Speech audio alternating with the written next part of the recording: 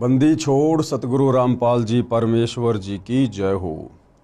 परमपिता परमात्मा सारी सृष्टि के रचनहार कुल मालिक असंख्य ब्रह्मांडों के स्वामी जगत गुरु तीनों लोकों में प्रवेश करके सबका धारण पोषण करने वाले राजाधिराज आत्माधार नाथों के नाथ देवों के देव महादेव सर्वेश्वर महेश्वर मृत्युंजय अजरो अमर आदि अनादि सनातनी प्रभु जगत पिता जगदीश्वर श्री श्री 1008 की उपाधि के वास्तविक अधिकारी अकाल मूरत सौद स्वरूपी राम वासुदेव सर्वगतम ब्रह्म परम पूज्य प्रथम पूज्य परम संत परम पुरुष परम धनी परम दयालु सत्य कबीर हक्का कबीर अल्लाहु अकबर बाखबर अल्लाह ताला जगत के तारणहार जगत के मुक्तिदाता जगत के जगन्नाथ हारे के सहारे हिंदुओं के राम मुसलमानों के अल्लाह सिखों के वाहिगुरु ईसाइयों के मसीह दया के सागर दया निधि करुणा के सागर करुणा निधि स्वयंभू परिभू संकट मोचन कष्ट हरण मंगल करण दुख भंजन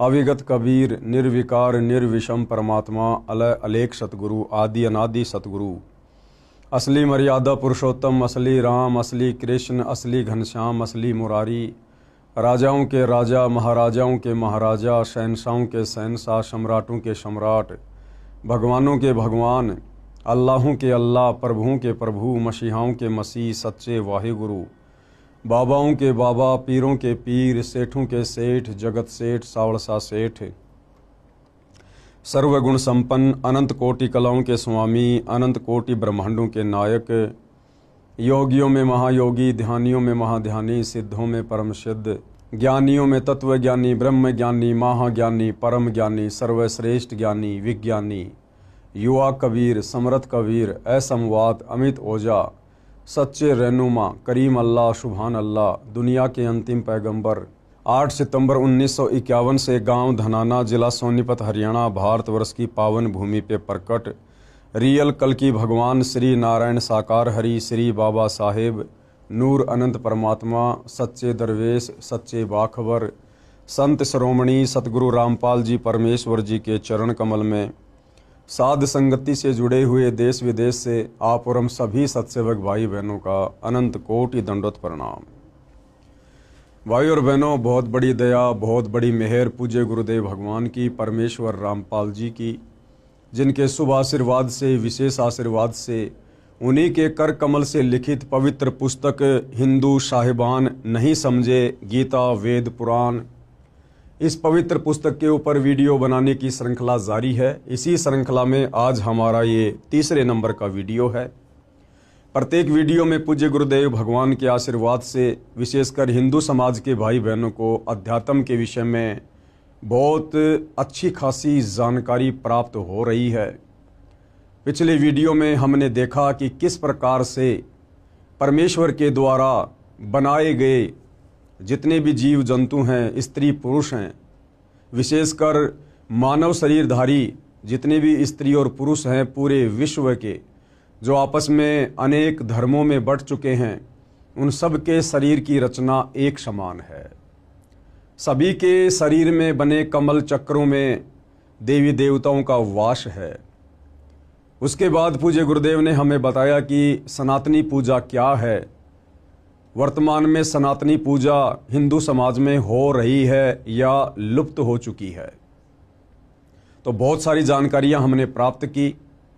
आज हम इस तीसरे पार्ट में आगे बढ़ेंगे और तीसरे पार्ट में पूज्य गुरुदेव भगवान हमें क्या समझा रहे हैं कि सभी धर्मों के मानवों को, विश्व में जितने भी धर्म हैं, हिंदू मुस्लिम सिख ईसाई जैनी सिख बौद्ध यहूदी मंगोली, जितने भी धर्म हैं तकरीबन 4000 के आसपास छोटे मोटे धर्म बने हुए हैं। उन धर्मों में जितने भी मानव शरीरधारी स्त्री या पुरुष हैं, उन सबको कर्म फल तीनों देवता ही देते हैं। कौन से तीनों देवता? श्री ब्रह्मा श्री विष्णु श्री शिव जी। क्योंकि ये तीनों देवता एक ब्रह्मांड में 3 लोक के स्वामी हैं और हम इनके अंतर्गत एक ब्रह्मांड में रहते हैं। तो ये यहाँ के मैनेजर हैं तीनों। श्री ब्रह्मा जी रजोगुण के स्वामी हैं, श्री विष्णु जी सतोगुण के स्वामी हैं और श्री शिव जी ये तमोगुण के स्वामी हैं। और पूरा ये प्राणी समुदाय इन्हीं तीनों गुणों से प्रभावित रहता है।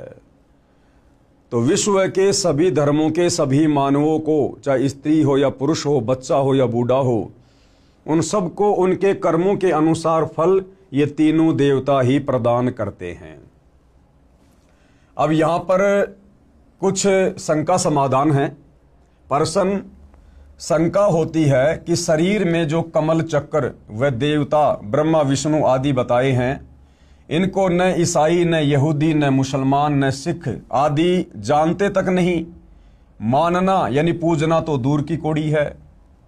तो उत्तर गुरुदेव भगवान ने दिया है कि किसी के न मानने व न जानने से इन देवताओं का अस्तित्व समाप्त नहीं हो जाता है।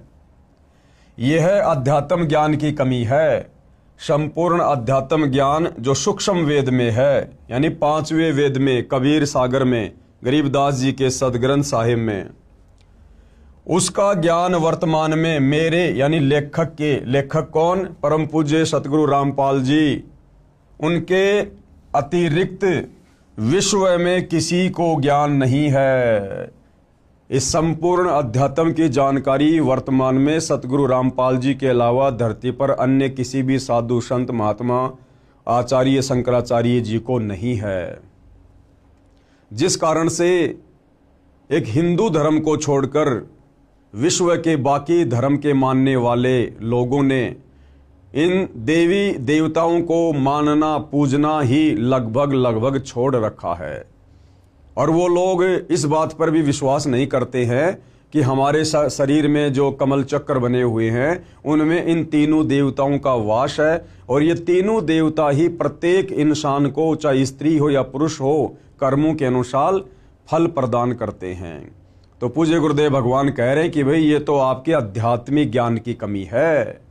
आपके मानने या ना मानने से इन देवी देवताओं का अस्तित्व समाप्त नहीं हो जाता है। और जो रचना परमपिता परमेश्वर जी ने इस सृष्टि में बनाकर इन तीनों देवताओं को दी हुई है, उसके ऊपर कंट्रोल करने की, भाई हमारे मानने या ना मानने से उस परमेश्वर का विधान जो है फैल नहीं हो जाता है। प्रत्येक धर्म के व्यक्तियों को अपने ही शास्त्रों का ज्ञान भी पूर्ण नहीं है। मुसलमान भाइयों को मुसलमान धर्म की चारों पुस्तकें, तौरात, जबूर, इंजिल, कुरान शरीफ, कुरान मजीद और अनेक हदीसें, इनका भी कंप्लीट ज्ञान नहीं है। अगर होता तो ये मज़ारों पर नहीं जाते, मस्जिदों में नहीं जाते। अगर हिंदुओं को चारों वेद और गीता और 18 पुराणों का ज्ञान होता तो ये मंदिरों में नहीं जाते, मूर्ति पूजा नहीं करते, पाखंड पूजा नहीं करते।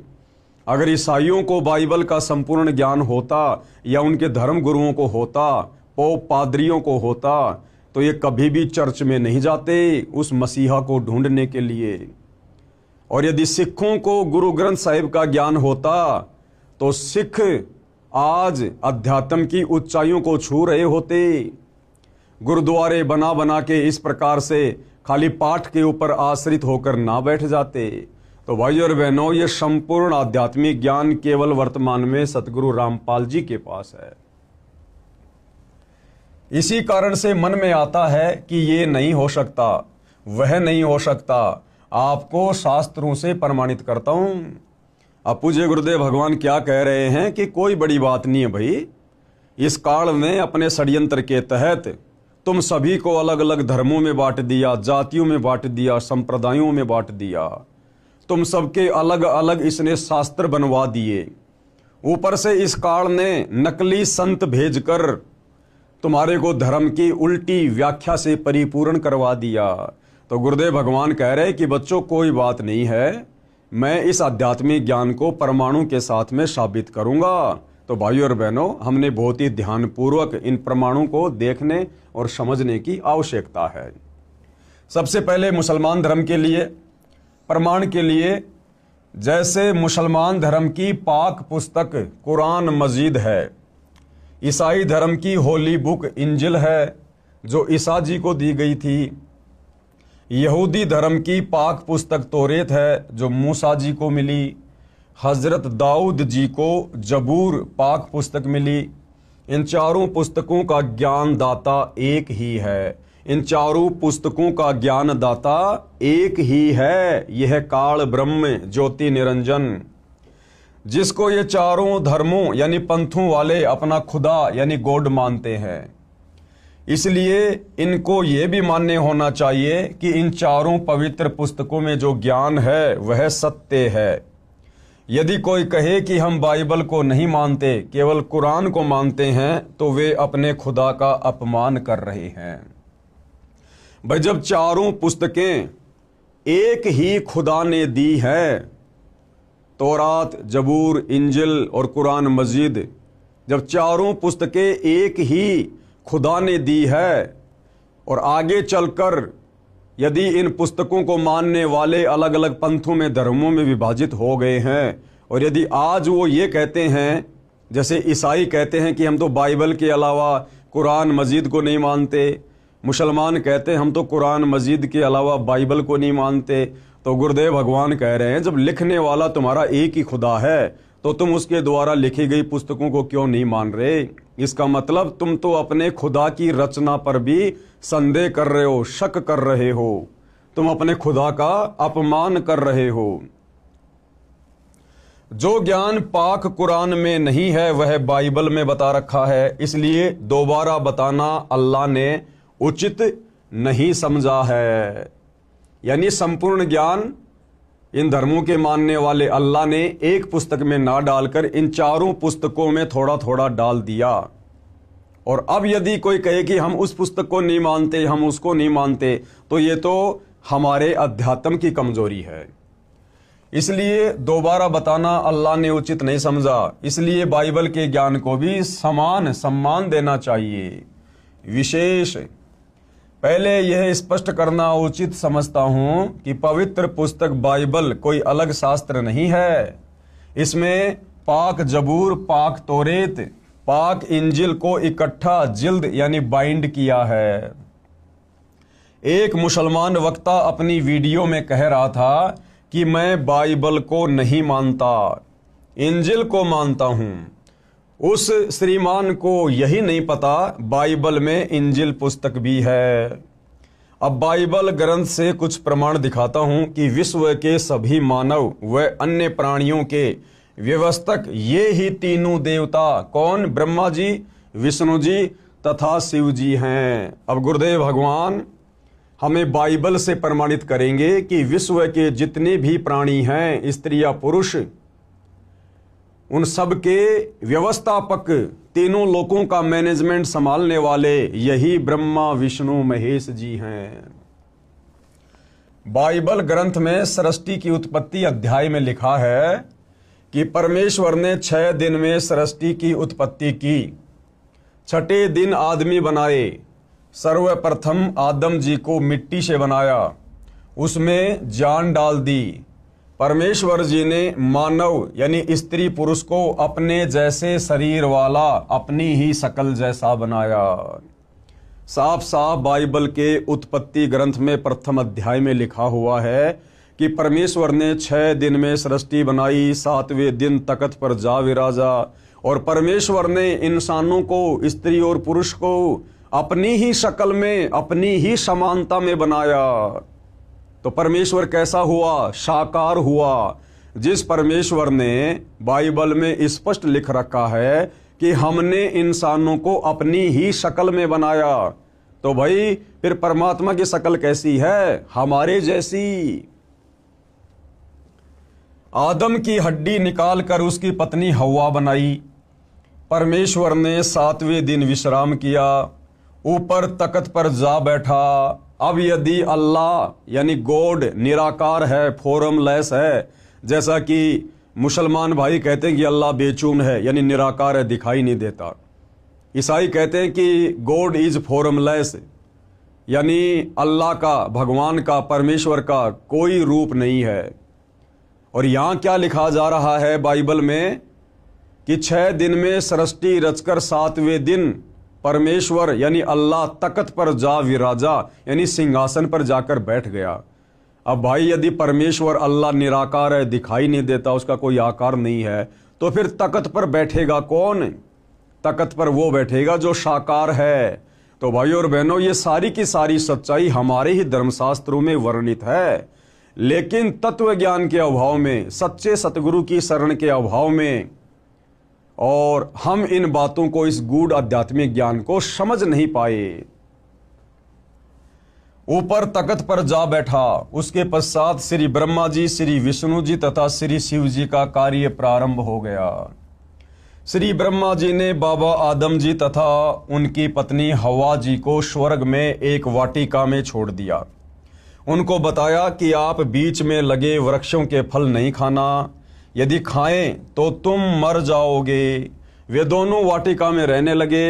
जिन वृक्षों के फल खाने को प्रभु ने मना किया था, उनके फल वे नहीं खाते थे। एक दिन सर्प आया। कौन आया? सर्प आया। ये शैतान आया सर्प का रूप धारण करके।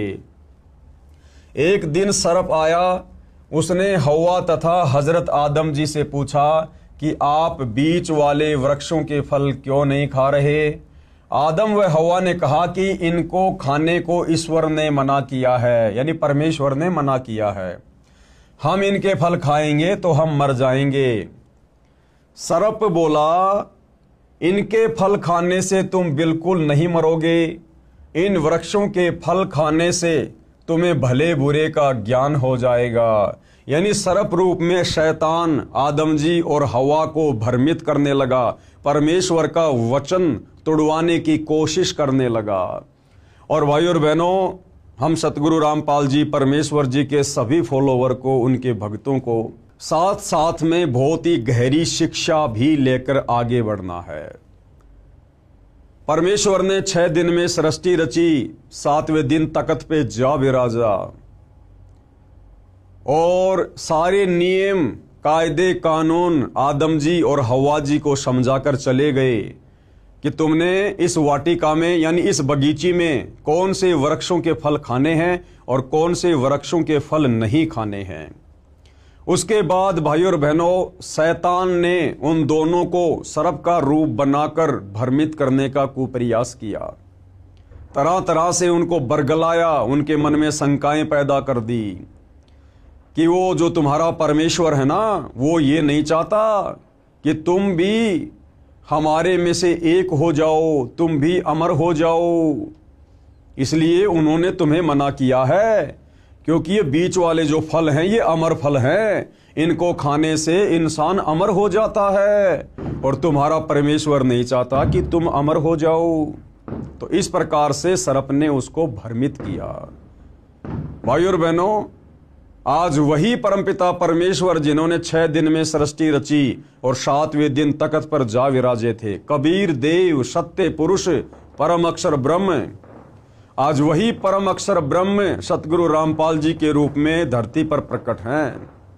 और आज पूज्य गुरुदेव भगवान ने हमें अध्यात्म के साथ साथ बहुत सारे नियम भी बताए हैं, मर्यादाएं भी बताई हैं, जिनको गुरु वचन कहते हैं। अब भाइयों और बहनों, ये काल किसी न किसी के माध्यम से, किसी न किसी के रूप में, किसी न किसी को प्रेरणा करके हम सत भक्ति करने वाली आत्माओं से वो नियम तुड़वाने का प्रयास करेगा, हमारे मन में शंकाएं पैदा करेगा या करवाएगा। तो आप और हम भगत भाई बहनों ने भी वर्तमान में दृढ़ता के साथ भक्ति मार्ग पर टिके रहना है। और जो आज्ञा हमें पूज्य गुरुदेव भगवान ने अपने सत्संगों के माध्यम से दे दी है, जो नियम और मर्यादा हमारे ऊपर लागू कर दिए गए हैं, हमने उन्हीं नियम और मर्यादाओं में रहकर, गुरु वचन के अंतर्गत रहकर इस सत भक्ति को सफल करने की दिशा में आगे बढ़ना है। इन वृक्षों के फल खाने से तुम्हें भले बुरे का ज्ञान हो जाएगा। ईश्वर नहीं चाहता कि तुम्हें भले बुरे का ज्ञान हो। सर्प की बात मानकर दोनों ने भले बुरे का ज्ञान करवाने वाले वृक्षों के फल खा लिए। यानी सर्वप्रथम परमेश्वर ने जब सृष्टि रची, आदम और हवा को बनाया, तो सर्वप्रथम भाइयों और बहनों, आदम और हवा दोनों ने परमेश्वर का वचन तोड़ दिया। अगर ये आदम और हवा परमेश्वर का वचन ना तोड़ते तो भाइयों और बहनों, आज हम इस मृत लोक में नहीं होते, हम सभी आज स्वर्ग में रह रहे होते, लेकिन एक की गलती सभी आत्माओं पर भारी पड़ गई। उनकी आंखें खुल गई। कुछ दिन बाद ईश्वर आया। उसके पैरों की आवाज सुनकर हवा व आदम छुप गए।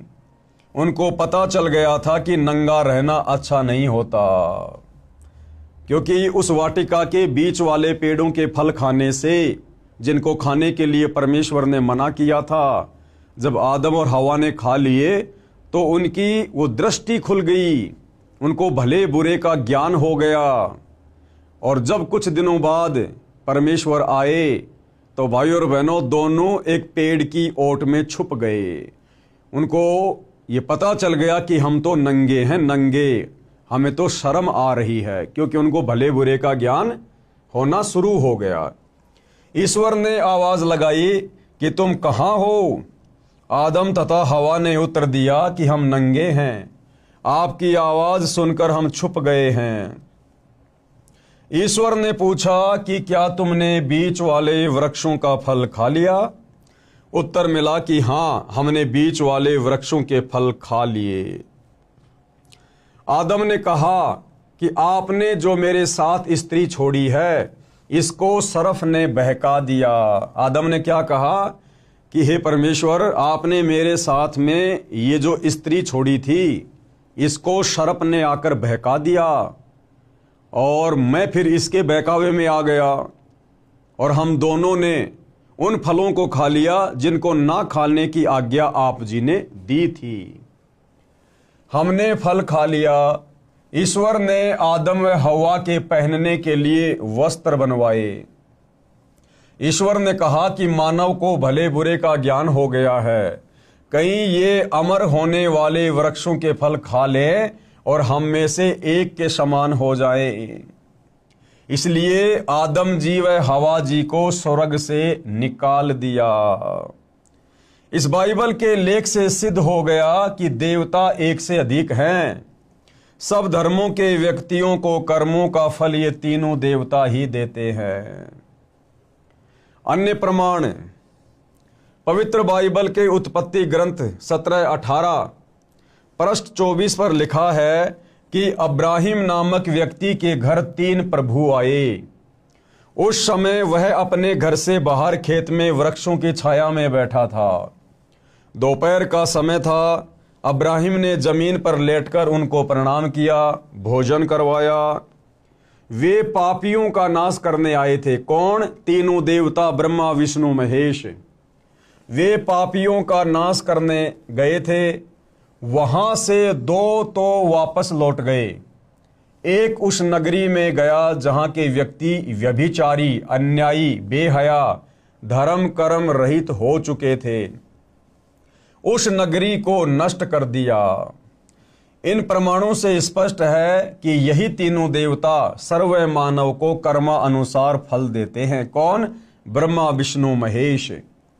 नगरी नष्ट करने का कार्य तमगुण शंकर जी का है, क्योंकि ये तीनों देवता एक के गुण युक्त हैं।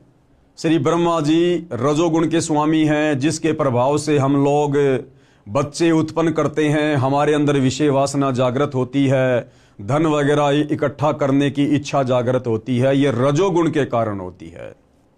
दूसरा गुरुदेव ने बताया, श्री विष्णु जी सतोगुण के स्वामी है।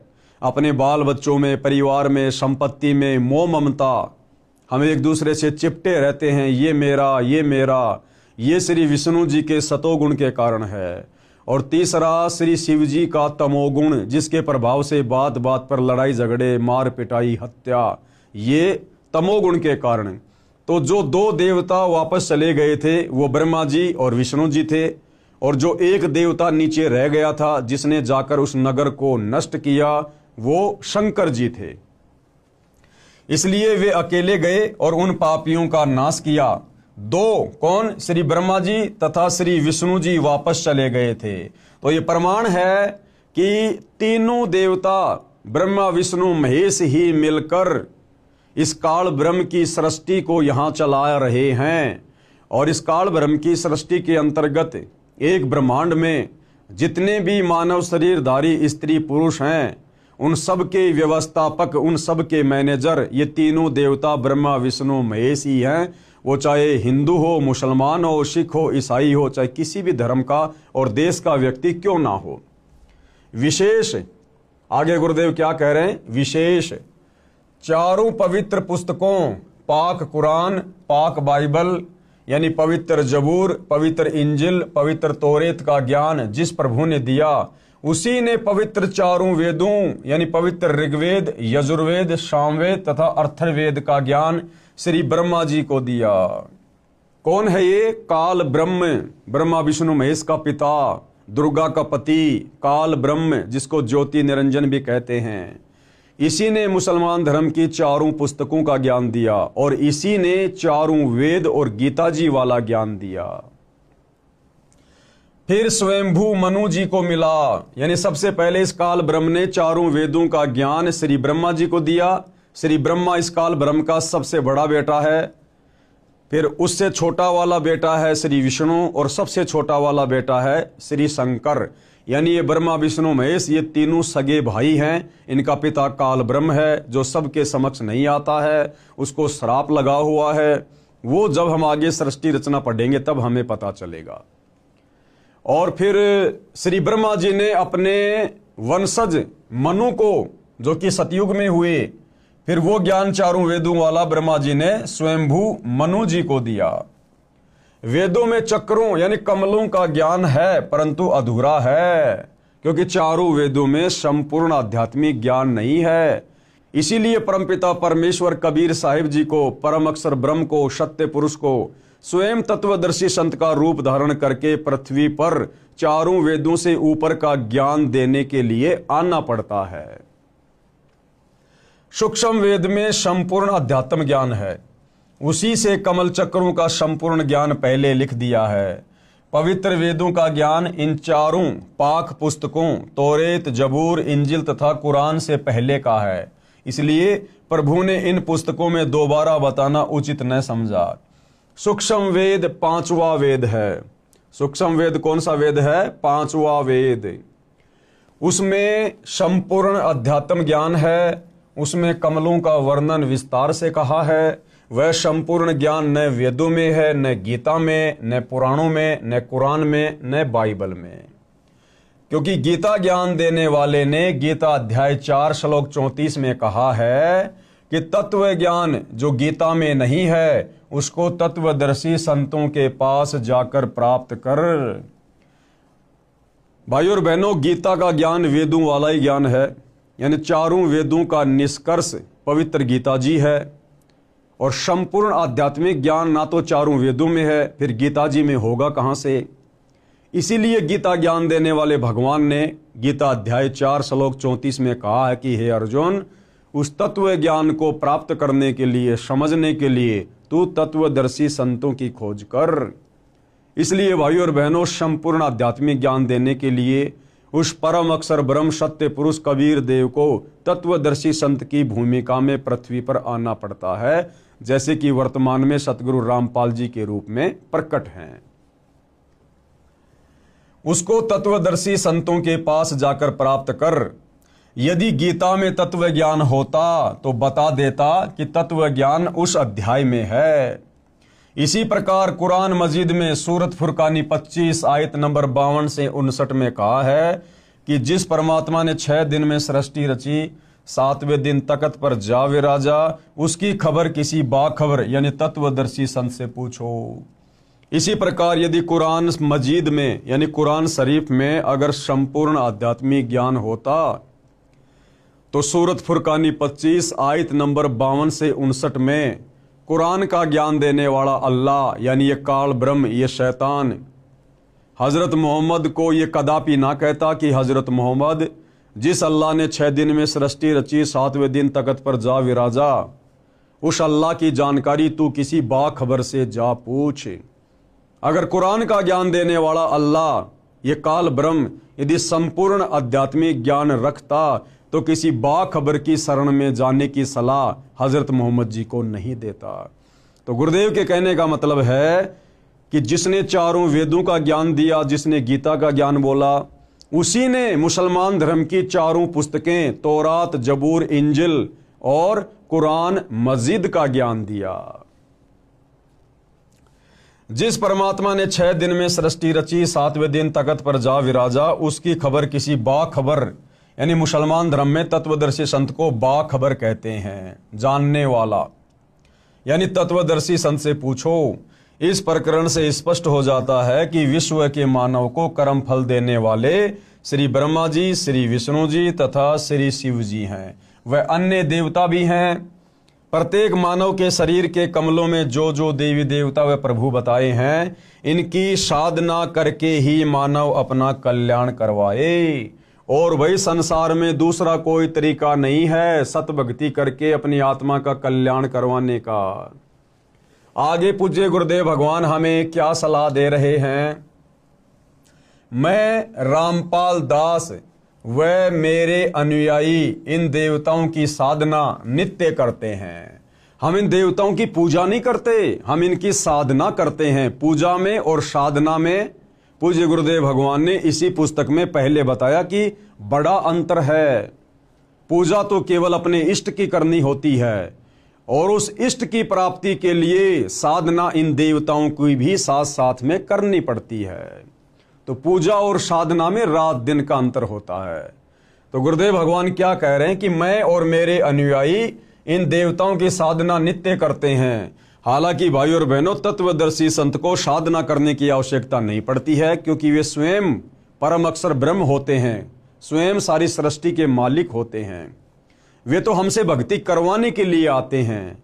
लेकिन भाई और बहनों, इस काल लोक के नियम और मर्यादाओं के तहत गुरु शिष्य परंपरा को निभाते हुए उस परम अक्षर ब्रह्म को मनुष्य रूप धारण करके और एक मुंह बोला गुरु बना के भक्ति करने की लीला करनी पड़ती है। इसलिए वो परमेश्वर यहां पर लिख रहे हैं कि मैं और मेरे अनुयायी इन्हीं मंत्रों का जाप करते हैं जो मंत्र इन देवी देवताओं के हैं। मैं रामपाल दास व मेरे अनुयायी इन देवताओं की साधना नित्य करते हैं। हम देवताओं की पूजा नहीं करते, साधना करते हैं। साधना अलग चीज है, पूजा अलग चीज है। इसके साथ साथ एक असुर निकंदन रमैणी यानी आरती है, जो दिन के 12 बजे से रात्रि 12 बजे तक कभी भी करने का विधान है। कहने का मतलब है, वर्तमान में बहुत सारे भविष्य वक्ता भविष्य मल्लिका का उदाहरण देकर दिन रात भविष्यवाणियां कर रहे हैं कि भाई आने वाला समय युग परिवर्तन का है, बड़ा विध्वंस होगा और जो लोग त्रिकाल संध्या करेंगे केवल उन्हीं का बचाव होगा। तो भाइयों और बहनों, असल में वो त्रिकाल संध्या क्या है ये उन भविष्य मल्लिका वाले भविष्य वक्ताओं को नहीं पता है। ये वास्तविक त्रिकाल संध्या यानी दिन में 3 समय की जाने वाली आरती, ये भी वर्तमान में केवल सतगुरु रामपाल जी के पास ही है। और हम उनके जितने भी अनुयायी हैं, फॉलोवर हैं, ये त्रिकाल संध्या भी विधिवत केवल हम ही करते हैं।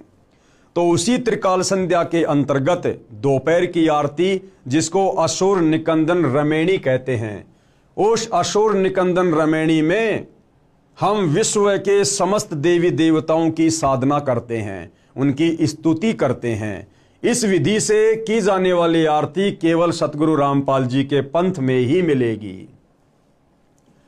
असुर निकंदन रमैणी यानी आरती है, जो दिन के 12 बजे से रात्रि 12 बजे तक कभी भी करने का विधान है। हम प्रतिदिन करते हैं। फिर भी कोई कहता है कि रामपाल देवी देवताओं को नहीं मानता, न अपने अनुयायियों को इनकी साधना करने देता, उसने ठीक से हमारे ज्ञान व भक्ति व साधना को समझा नहीं है। हम जीव तो इन देवताओं की शक्ति की तुलना में कीड़े मकोड़े के समान हैं, परंतु हम सत्य भक्ति व साधना करते हैं, हमारा मोक्ष निश्चित है। जो दास के द्वारा बताई शास्त्र प्रमाणित साधना व पूजा करेगा, उसका भी पूर्ण मोक्ष हो जाएगा। वह भी गीता अध्याय 18 श्लोक 62 में कहे सनातन परम धाम यानी सत्यलोक में चला जाएगा, उसको परम शांति प्राप्त होगी। उसका 3 ताप का कष्ट भी समाप्त हो जाएगा। अब भाइयों और बहनों, ये 3 ताप का कष्ट, विश्व के समस्त प्राणी, उनके ऊपर जो भी आपत्तियां आती हैं, आपदा आती हैं, वो 3 ताप के कष्ट के कारण ही आती है। और ये 3 ताप के कष्ट हैं दैहिक, दैविक और आध्यात्मिक, जिनका खुलासा आगे पूज्य गुरुदेव भगवान करेंगे। दैहिक यानी शरीर में आने वाले कष्ट, दैविक यानी किसी देवी देवता का रुष्ट हो जाना, और आध्यात्मिक किसी के द्वारा जादू जंत्र करवा देना, टोना टोटका करवा देना, मूठ वगैरह करवा देना। ये 3 ताप के कष्ट होते हैं जिससे मनुष्य शरीरधारी प्राणियों को दुखी किया जाता है। तो ये 3 ताप के कष्ट भी यदि इस पृथ्वी पर समूल रूप से नष्ट होते हैं तो केवल जगत गुरु तत्वदर्शी सतगुरु रामपाल जी की सत्य साधना करने से दूसरा धरती पर कोई उपाय नहीं है। तो क्या कह रहे हैं गुरुदेव? 3 ताप का कष्ट भी समाप्त हो जाएगा जो जीव के दुखों का मूल है।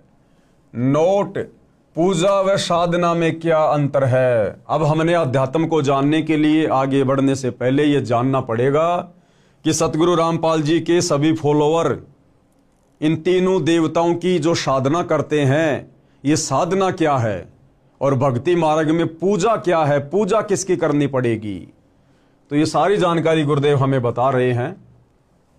पूजा व साधना में क्या अंतर है, कृपया आप जी पढ़ें इसी पुस्तक के पेज नंबर 179 पर, जो हम आगे की वीडियो में पढ़ेंगे। यहां केवल 2 शब्द हैं, यानी संक्षिप्त वर्णन है। जो प्रार्थना हम करते हैं उसका कुछ अंश यहां लिखता हूं। जैसे दोपहर की आरती में हम भगत भाई बहन जो समस्त देवी देवताओं की स्तुति करते हैं, वंदना करते हैं, संक्षेप में गुरुदेव भगवान थोड़ा बहुत उस आरती को यहां लिख रहे हैं, ताकि प्रथम बार सतगुरु रामपाल जी की पुस्तकें पढ़ने वाला, उनके सत्संग सुनने वाला किसी भी प्रकार की शंका में ना रहे, भ्रमणा में ना रहे कि भाई सतगुरु रामपाल जी तो देवी देवताओं की पूजा छुड़वाते हैं, उनकी साधना छुड़वाते हैं। ऐसा कुछ भी नहीं है। सतगुरु रामपाल जी देवी देवताओं की वास्तविक साधना करवाते हैं। और हम सभी भगत भाई बहन जो सतगुरु रामपाल जी के फॉलोवर हैं, जो दोपहर की आरती करते हैं, उसमें इन समस्त देवी देवताओं का जिक्र है। मैं लेखक देवी देवताओं का सम्मान करता हूं। हम सभी सतगुरु रामपाल जी के फॉलोवर समस्त देवी देवताओं का सम्मान करते हैं, आदर करते हैं, लेकिन पूजा हम केवल अपने गुरुदेव भगवान की करते हैं, अपने इष्ट की करते हैं। पूजा केवल परमेश्वर की करनी होती है, बाकी आदर सम्मान हम सबका करते हैं। मैं तथा मेरे अनुयायी प्रतिदिन विश्व के सभी देवी तथा देवताओं का सम्मान व उनकी स्तुति करते हैं। प्रमाण के लिए दोपहर की स्तुति के कुछ अंश। सत्य पुरुष समर्थ ओंकारा, अदली पुरुष कबीर हमारा, यानी जिसकी हमने पूजा करनी है वो हमारा इष्ट है कबीर, जो वर्तमान में तत्वदर्शी संत का रोल कर रहे हैं, यानी तत्वदर्शी संत की भूमिका कर रहे हैं सतगुरु रामपाल जी। ये स्वयं कबीर परमेश्वर हैं। तो पूजा तो हमने केवल अपने गुरुदेव भगवान की करनी है, उनके अनुसार बताई गई ही हमने भक्ति करनी है। बाकी आदर सम्मान हम सभी देवी देवताओं का करते हैं, उनके भी मंत्र जाप करते हैं। सत्य पुरुष समर्थ ओंकारा, अदली पुरुष कबीर हमारा, आदि युगादि दया के सागर, काल कर्म के मोचन आगर, दुख भंजन दरवेश दयाला, असुर निकंदन करे पैमाला, आव खाक पावक और पोना, गगन सुन्न दरियाई दोना, धर्म राय दरबानी चेरा, सुर असुरों का करे निबेरा, सत का राज धर्म राय कर ही, अपना किया सभय दंड भर ही, शंकर शेष और ब्रह्मा विष्णु। ये देखिएगा, हम लोग जो दोपहर की आरती करते हैं, जो दोपहर की संध्या करते हैं, उसमें विश्व के तमाम देवी देवताओं की स्तुति आ जाती है। कुछ एक के नाम लिख दिए जाते हैं, कुछ एक की वैसे सूक्ष्म रूप से हो जाती है। शंकर, शंकर यानी श्री शंकर जी, शंकर, शेष यानी शेषनाग, और ब्रह्मा और विष्णु, शंकर शेष और ब्रह्मा विष्णु, नारद सारद जाउर रसनम, नारद यानी नारद जी, और सारद यानी शारदा देवी सरस्वती। गौरीज और गणेश गोसाई, गौरीज यानी गौरीजा शंकर जी की पत्नी, और गणेश शंकर जी के पुत्र। कारज सकल सिद्ध हो जाई, ब्रह्मा विष्णु और शंभु शेषा, ये तीनों देव दयालु हमेशा। सावित्री और लक्ष्मी गौरा, सावित्री यानी श्री ब्रह्मा जी की पत्नी, लक्ष्मी यानी श्री विष्णु जी की पत्नी, और गौरा यानी श्री शंकर जी की पत्नी। तीहूं देवा सिर कर है चौरा, ये तीनों स्त्रियां अपने अपने पति के शीश पर चवर करती है। नील नाभ से ब्रह्मा आए, आदि ओम के पुत्र कहाए। शंभु मनु ब्रह्मा की शाखा, शंभु मनु यानी स्वयंभू मनु, ये ब्रह्मा जी से उत्पन्न है, जिनको ब्रह्मा जी ने वेद दिए। ऋग यजुश्याम अथर्वन भाषा, पीव्रत भया उतानम पाता, जाके धुरु है आत्म ज्ञाता। शनक सनंदन सनातन संत कुमारा, ये ब्रह्मा जी के 4 पुत्र हैं, 4 पुत्र अनुरागी धारा। 33 कोटि कला विस्तारी, सहस 88 मुनि जन ध्यारी।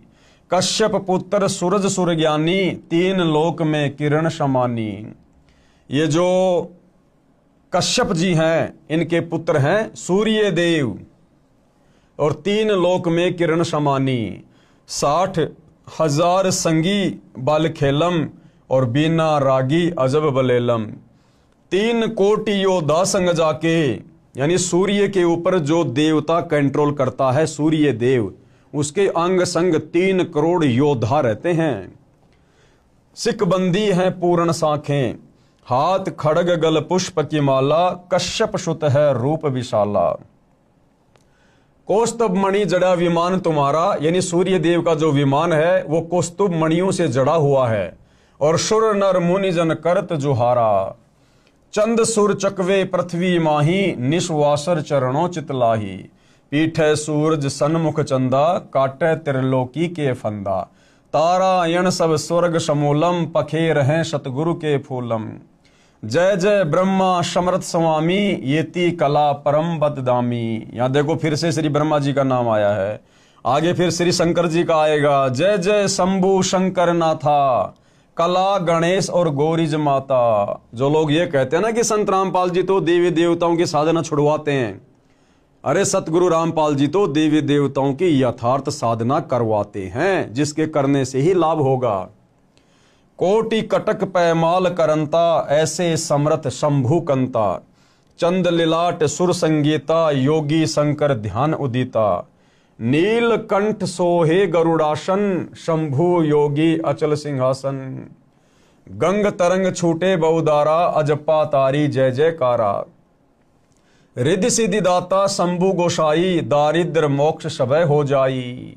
यानी रिद्धि सिद्धि के दाता यहाँ पर किसको बताया गया है? श्री शंकर जी को। और कहते हैं सारा का सारा जो ये दारिद्र है, गरीबी है, निर्धनता है, इससे शंकर जी जीवों को उबार देते हैं। आसन पद्म लगाए योगी, नी इच्छा निर्वाणी भोगी। सर्प भुजंग गले रुंडमाला, व्यर्षभ चढ़िए दीन दयाला। वामे कर त्रिशूल विराजे, दैने कर सुदर्शन साजे। अब हिंदू समाज के भाई बहनों को तो ये भी नहीं पता कि शंकर जी के कौन से हाथ में तो त्रिशूल रहती है और कौन से हाथ में सुदर्शन चक्कर रहता है। वो भी पूज्य गुरुदेव भगवान बता रहे हैं। वामे यानी बायां हाथ, उल्टा हाथ। वामे कर त्रिशूल विराजे, कर यानी हाथ, यानी शंकर जी के जो है बाएं हाथ में त्रिशूल रहता है। और दाहिने कर यानी दाहिने हाथ में सुदर्शन साजे। सुन अरदास देवन के देवा, शंभु योगी अलख अबेवा। तू पैमाल करे पल माही, ऐसे समर्थ शंभु साई। 1 लख योजन धौजा फरके, पचरंग झंडे मोहरे राखें। काल भद्र करत देव बुलाऊं। अब ये देखो, काल भद्र का भी नाम है।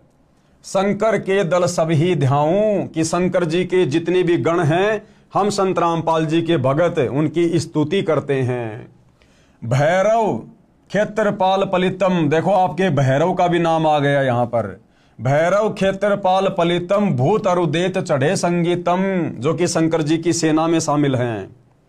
राक्षस भंजन बिरद तुम्हारा, शंकर जी को कहा जा रहा है कि राक्षसों का संहार करना तुम्हारा कार्य है। जो लंका पर पद्म 18, जिस प्रकार आपने राम रावण युद्ध के समय 18 पद्म सेना भेजी थी। कोट्यों गंधर्व कमंद चढ़ावे, शंकर दल गिनती नहीं आवे। मारे हाक दहाक चिंगारे, अग्नि चकर बाणों तन जारे। कंप्या शेष धरणी थरनानी, जा दिन लंका घाली घानी। तुम शंभु ईसन के ईसा, व्यरसभ चढ़िए विश्वे बीसा। इंद्र कुबेर और वरुण बुलाऊं, ये देखिए इंद्र देवताओं का राजा, ये कुबेर धन का देवता, वरुण जल का देवता। इंद्र कुबेर और वरुण बुलाऊं, राप्ती सवेत सिंहासन ल्याऊं। इंद्र दल बादल दरियाई, 96 कोटि की हुई चढ़ाई। सुरपति चढ़े इंद्र अनुरागी, अनंत पदम गंधर्व बड़वागी। कृष्ण भंडारी चढ़े कुबेरा, अब दिल्ली मंडल बोर्यों फेरा। वरुण विनोद चढ़े ब्रह्मज्ञानी, कला संपूर्ण 12 बाणी। धर्मराय आदि युगादि चेरा, 14 कोटि कटक दल तेरा। चित्रगुप्त के कागज माही, जेता उपजा सतगुरु साई। सातों लोकपाल का रासा, उर्मै धरिये साधु दासा। विष्णुनाथ है असुर निकंदन, संतों के सब काटे फंदन। नरसिंह रूप धरे गुरु राया, हिरणा कुशकु मारण धाया। शंख चक्र गदा पद्म विराजे, भाल तिलक जाके उर साजे। ये आपके विष्णु जी की महिमा की जा रही है। वाहन गरुड़ किरसन अश्वारा, लक्ष्मी ढोरे चवर अपारा। रावण अहिरावण से मारे, सेतु बांध सेना दल तारे। जरासिंध और बाली खपाए, कंस के चानोर हराए। और काली दैम्य नागी नाथा, शिशुपाल चकर से काट्या माथा। काल यवन मथुरा पर धाये, 18 कोटि कटक चढ़ आए। और मुचकंद पर पीतांबर डार्या, काल यवन जहां बेग सिंहार्या। परशुराम 52 अवतारा, ये आपके परशुराम जी का भी नाम ले दिया गया है। और कोई न जाने भेव तुम्हारा, शंखासुर मारे निर्वाणी, बरहा रूप धरे परवानी। राम अवतार रावण की बेरा, ये त्रेता युग में जन्मे विष्णु अवतार रामचंद्र जी का भी जिक्र कर दिया। राम अवतार रावण की बेरा। और ये आपके हनुमान जी का नाम भी आ गया, हनुमत हाका सुनी सुमेरा। अब बताओ आप ये कैसे कह सकते हो कि सतगुरु रामपाल जी देवी देवताओं की साधना छुड़वाते हैं? बताइए, आपके तमाम मुख्य देवी देवताओं की हम सतगुरु रामपाल जी के भगत रोजाना त्रिकाल संध्या के अंतर्गत जो दोपहर की आरती है, उसमें रोजाना हम इनकी स्तुति कर रहे हैं, हम इनकी साधना कर रहे हैं। और पूजा अपने इष्ट की करते हैं, कबीर देव की, अपने गुरुदेव भगवान की। तो भाई और बहनों, अध्यात्म को अच्छे से समझने की आवश्यकता है। अब आगे क्या कह रहे हैं गुरुदेव भगवान? गीता ज्ञान दाता से अन्य पूर्ण परमात्मा का प्रमाण। यानी अभी तक हिंदू समाज में विशेषकर यही धारणा है कि गीता जी का ज्ञान श्री कृष्ण ने दिया। जबकि भाई और बहनों, आप इस पुस्तक को धीरे धीरे आगे पढ़ेंगे और साथ में सतगुरु रामपाल जी के सत्संग सुनते रहेंगे यूट्यूब पर, मोबाइल में, तो आप जियों को क्लियर हो जाएगा प्रमाणों के साथ में कि गीता जी का ज्ञान श्री कृष्ण जी ने नहीं, बल्कि श्री कृष्ण जी के अंदर प्रेत की तरह प्रवेश करके इस काल ब्रह्म ने सारा ज्ञान बोला। ये गीता जी की अध्याय और श्लोक दिखाकर आप जियों को क्लियर किया जाएगा। तो गीता का ज्ञान बोलने वाला कौन? ये काल ब्रह्म, जो कि ब्रह्मा विष्णु महेश का पिता है, दुर्गा का पति है। उसी ने मुसलमान धर्म की 4 पुस्तकों का ज्ञान दिया, उसी ने 4 वेद और गीता जी का ज्ञान दिया। उस काल ब्रह्म से अन्य है वो पूर्ण परमात्मा, जिसका जिक्र उसने गीता जी अध्याय 18 श्लोक नंबर 62 में किया है, जिसको परम अक्षर ब्रह्म भी कहते हैं, जिसको सत्य पुरुष कहा है, जिसका कबीर देव नाम है। जो कबीर देव वर्तमान में सतगुरु रामपाल जी के रूप में धरती पर प्रकट हैं। और आप और हम नादान प्राणियों को ये सत्य ज्ञान समझाने के लिए एक साधारण संत की भूमिका कर रहे हैं। भाई और बहनों, धैर्य से सुनेंगे तो पूरा अध्यात्म क्लियर होता चला जाएगा।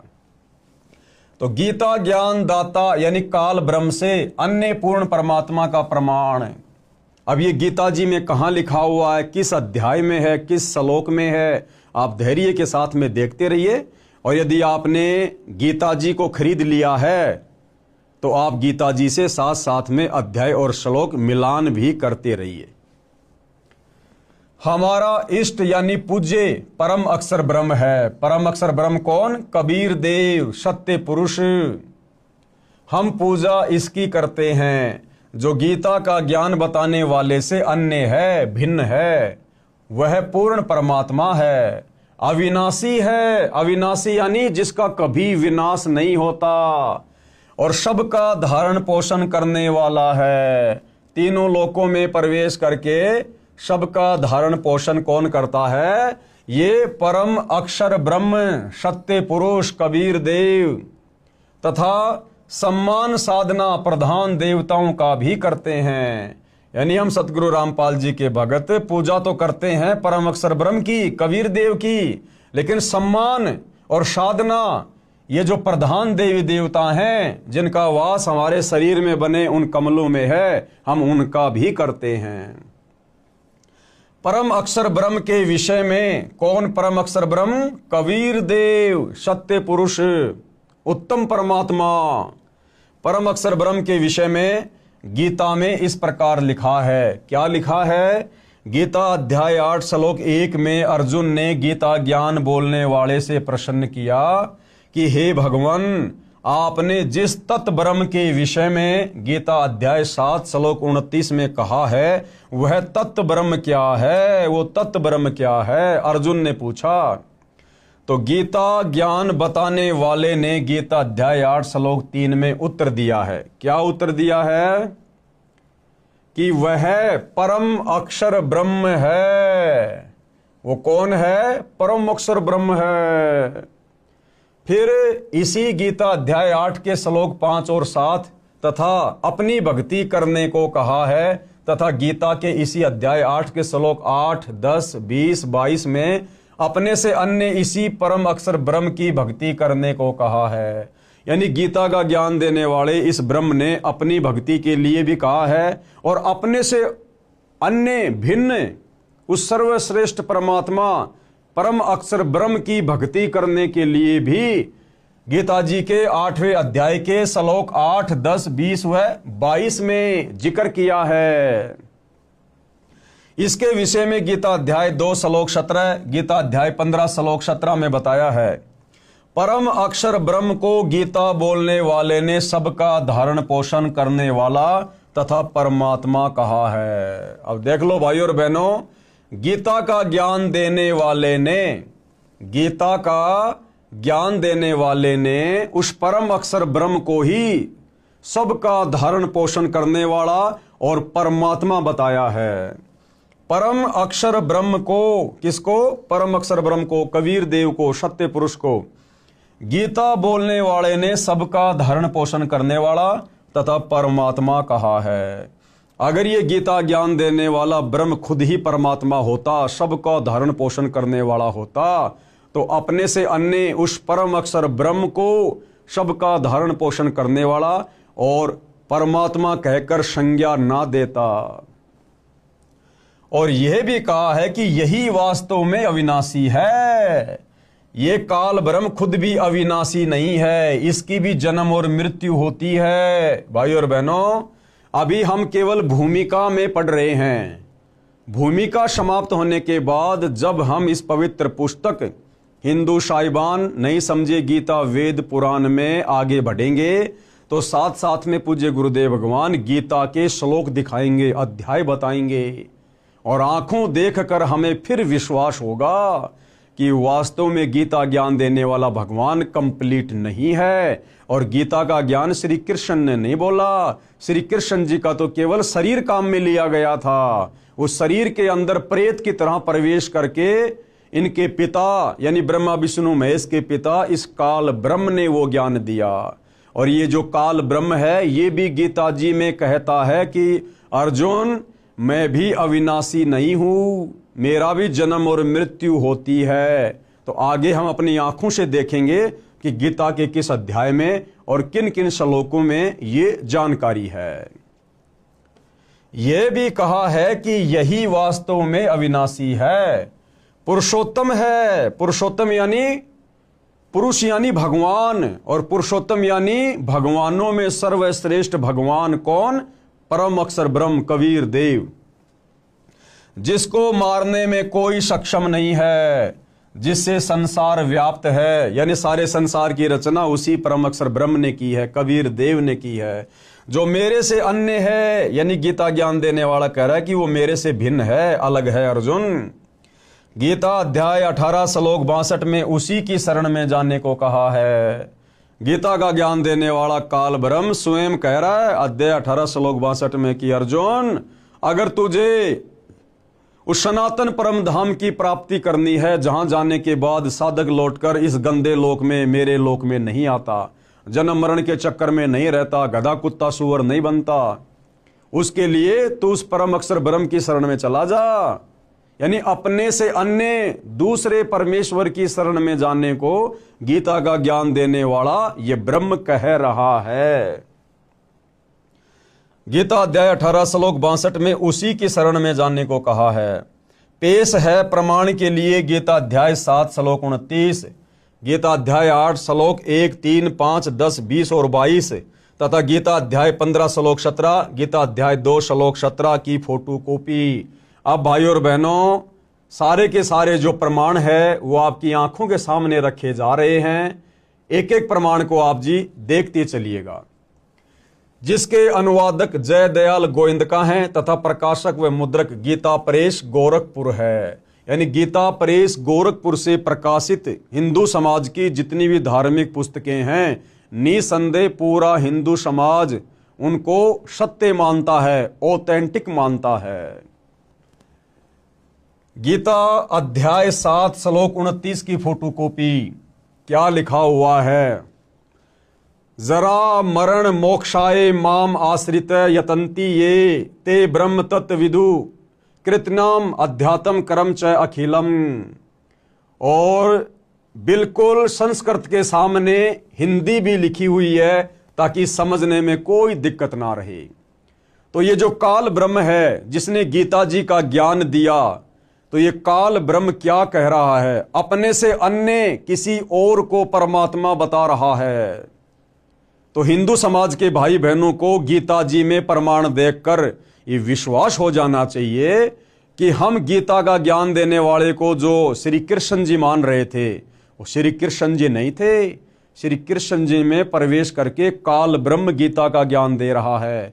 और वो काल ब्रह्म भी कह रहा है कि भाई मैं कंप्लीट भगवान नहीं हूं, मैं सारी सृष्टि का मालिक नहीं हूं, मैं परमपिता परमेश्वर नहीं हूं, मेरे से अन्य है वो परमात्मा जिसको परम अक्षर ब्रह्म कहते हैं, जो शतलोक में रहता है, जो सबका धारण पोषण करता है और तत्वदर्शी संत के माध्यम से उसकी भक्ति करने वाले का सदा सदा के लिए जन्म मरण समाप्त हो जाता है। तो क्या कह रहा है गीता ज्ञान देने वाला भगवान? जो मेरे शरण होकर जरा और मरण से छूटने के लिए यत्न करते हैं, वे पुरुष उस ब्रह्म को, ब्रह्म यानी भगवान को, संपूर्ण अध्यात्म को तथा संपूर्ण कर्मों को जानते हैं। बिल्कुल क्लियर कर दिया है। अब आप जी ध्यान से पढ़िएगा आगे गीता अध्याय 8 श्लोक 1 की फोटोकॉपी। किम तत् ब्रह्म किम अध्यात्म किम कर्म पुरुषोत्तम अधिभूतम च किम प्रोक्तम अधिदेवम किम उच्चते। इस प्रकार भगवान के वचनों को न समझकर अर्जुन बोले, क्या बोले? हे पुरुषोत्तम, क्योंकि अर्जुन को ज्ञान नहीं था, अर्जुन को तत्व ज्ञान नहीं था, इसलिए अर्जुन श्री कृष्ण जी को ही पुरुषोत्तम कह रहा है। तो अर्जुन ने क्या कहा कि हे पुरुषोत्तम, वह ब्रह्म क्या है, वो परमात्मा क्या है, वो भगवान क्या है, और अध्यात्म क्या है, और ये कर्म क्या है। अधिभूत नाम से क्या कहा गया है और अधिदेव किसको कहते हैं। यानी अर्जुन ने अपनी शंका जाहिर की, तो अब इसका जवाब गीता ज्ञान देने वाला भगवान ये काल ब्रह्म गीता अध्याय 8 श्लोक 3 में बता रहा है। अक्षरम ब्रह्म परमम स्वभावम अध्यात्मम उच्यते भूत भावो द्वैकर विसर्ग क्रम सच्चित्ते। क्या कहा जा रहा है? इस प्रकार अर्जुन के प्रश्न करने पर श्री भगवान बोले, यानी काल ब्रह्म ने जवाब दिया। और क्या कहा कि वो ब्रह्म क्या है, वो तत्व ब्रह्म क्या है? कहते हैं वो परम अक्षर ब्रह्म है, कि वो तो परम अक्षर ब्रह्म है, जो सर्वश्रेष्ठ परमात्मा है, तीनों लोकों में प्रवेश करके सबका धारण पोषण करने वाला है, वो परम अक्षर ब्रह्म है। अपना स्वरूप अर्थात जीवात्मा अध्यात्म नाम से कहा जाता है, तथा भूतों के भाव को उत्पन्न करने वाला जो त्याग है वह कर्म नाम से कहा गया है। अब भाइयों और बहनों, इन सभी श्लोकों का अच्छे से स्पष्टीकरण सतगुरु रामपाल जी करके हमें समझाएंगे। गीता अध्याय 8 श्लोक 5 की फोटोकॉपी, ये श्लोक आप भाई बहनों की आंखों के सामने है, आप अपने सामने रखी गीता से मिला सकते हैं। ये इसका हिंदी अनुवाद है। जो पुरुष यानी जो भगवान, पुरुष यानी भगवान, कौन कह रहा है? गीता ज्ञान देने वाला ब्रह्म कह रहा है कि जो पुरुष यानी भगवान अंत काल में भी मुझको ही सुमरण करता हुआ शरीर को त्याग कर जाता है, वह मेरे साक्षात स्वरूप को प्राप्त होता है, इसमें कुछ भी संशय नहीं है। यानी ये गीता ज्ञान देने वाला ब्रह्म कह रहा है कि जो व्यक्ति, जो साधक, जो भगत शरीर छोड़ते समय अंत समय तक मुझे ध्यान में रखता है, मेरे ओम नाम की जाप करता है, मेरी साधना करता है, वो अंत काल में मुझे ही प्राप्त होता है। लेकिन इसकी प्राप्ति मात्र से हमारा कंप्लीट मोक्ष नहीं है। उसके लिए इसने अपने से अन्य दूसरे भगवान की शरण में जाने को कहा है, परम अक्षर ब्रह्म की शरण में जाने को। गीता अध्याय 8 श्लोक 6 की फोटोकॉपी, ये संस्कृत में श्लोक लिखा हुआ है, आप जी पढ़ सकते हैं। यहां पर हिंदी अनुवाद है। कौन्ते, कौन्ते यानी हे कुंती पुत्र अर्जुन, यह मनुष्य अंतकाल में जिस जिस भी भाव को सुमरण करता हुआ शरीर का त्याग करता है, उसको ही प्राप्त होता है, क्योंकि वह सदा उसी भाव में रहा है। क्या भाव है इसका? कि ये मनुष्य स्त्री हो या पुरुष हो, अंतकाल में जिसको भी सुमरण करता हुआ शरीर छोड़ता है, उसी के धाम में चला जाता है, उसी के लोक में चला जाता है। सीधी भाषा में गुरुदेव ने बताया कि जहां आशा तहां बासा होई, मन कर्म वचन सुमरियो सोई। अंतकाल में ये प्राणी जिस भी भाव में भावित रहता है, यानी जिसका भी सुमरण करता है, जिसमें भी इसकी सुरती टिकी रहती है, जैसे कोई अपने इष्ट विष्णु जी का ध्यान करता है, विष्णु जी का सुमरण करता है, तो शरीर छोड़ने के बाद वो साधक सीधा विष्णु जी के लोक में जाता है।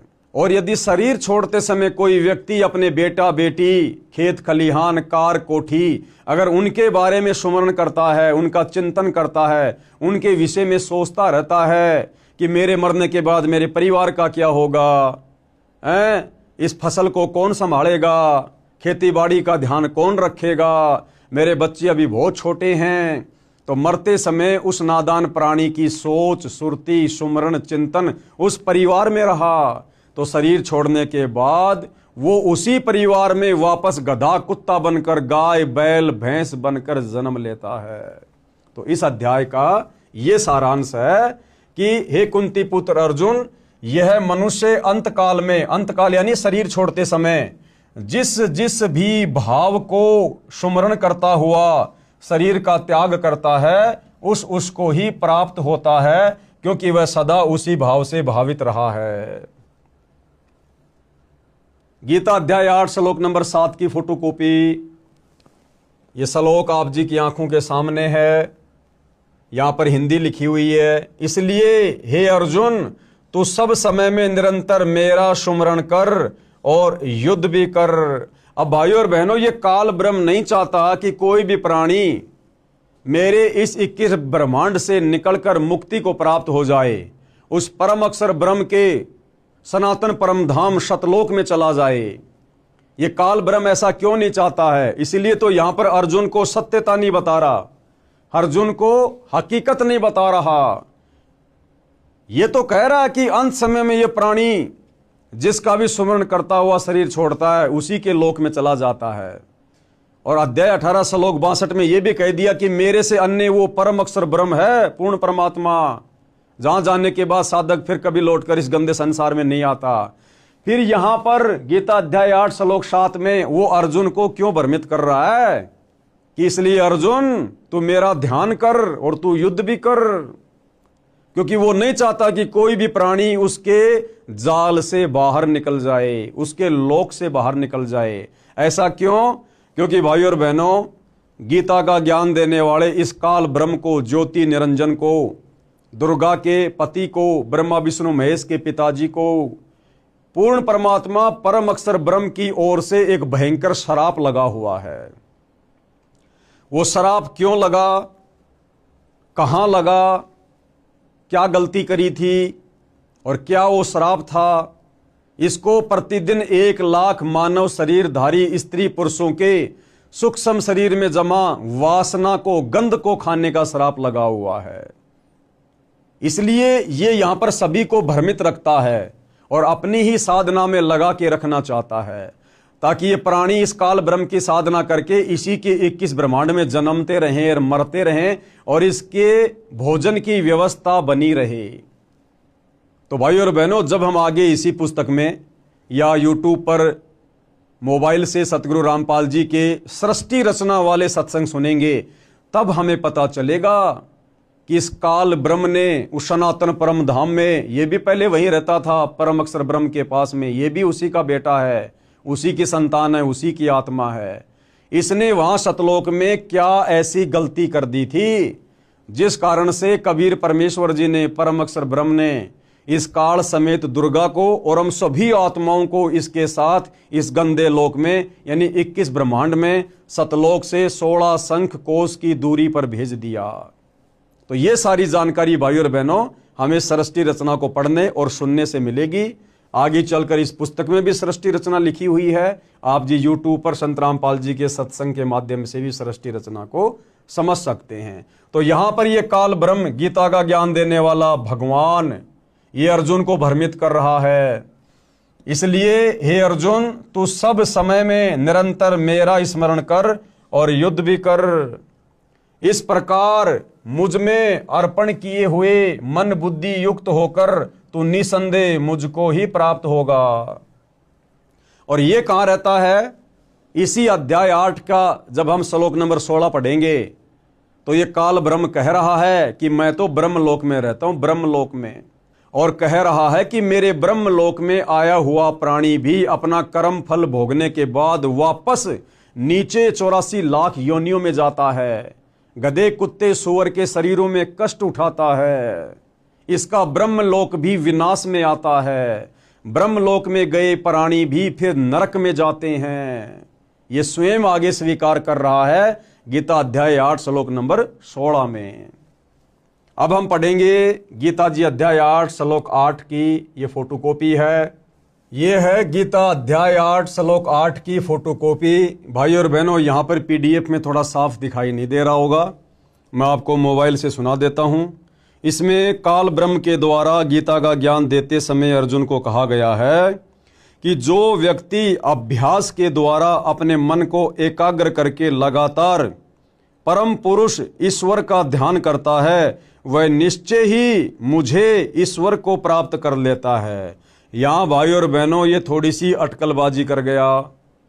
यहां पर यह काल जीव को भ्रमित करने की दृष्टि से अटकलबाजी कर रहा है और क्या कह रहा है कि जो व्यक्ति अभ्यास के द्वारा अपने मन को एकाग्र करके यानी सत भक्ति करके अपने मन को एकाग्र करके लगातार परम पुरुष का ध्यान करता है। परम पुरुष कौन? परम अक्षर ब्रह्म, सनातन परम धाम का मालिक कबीर देव। जो व्यक्ति अपने मन को एकाग्र करके लगातार परम पुरुष का ध्यान करता है वह निश्चय ही मुझे प्राप्त कर लेता है।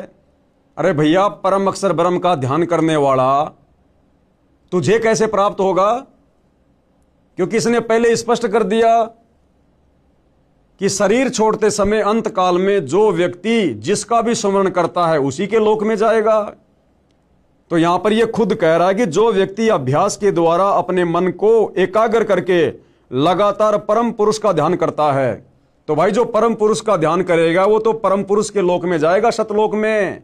लेकिन आगे फिर ये अटकलबाजी कर रहा है जीव को भ्रमित करने के लिए, वह निश्चय ही मुझे प्राप्त कर लेगा।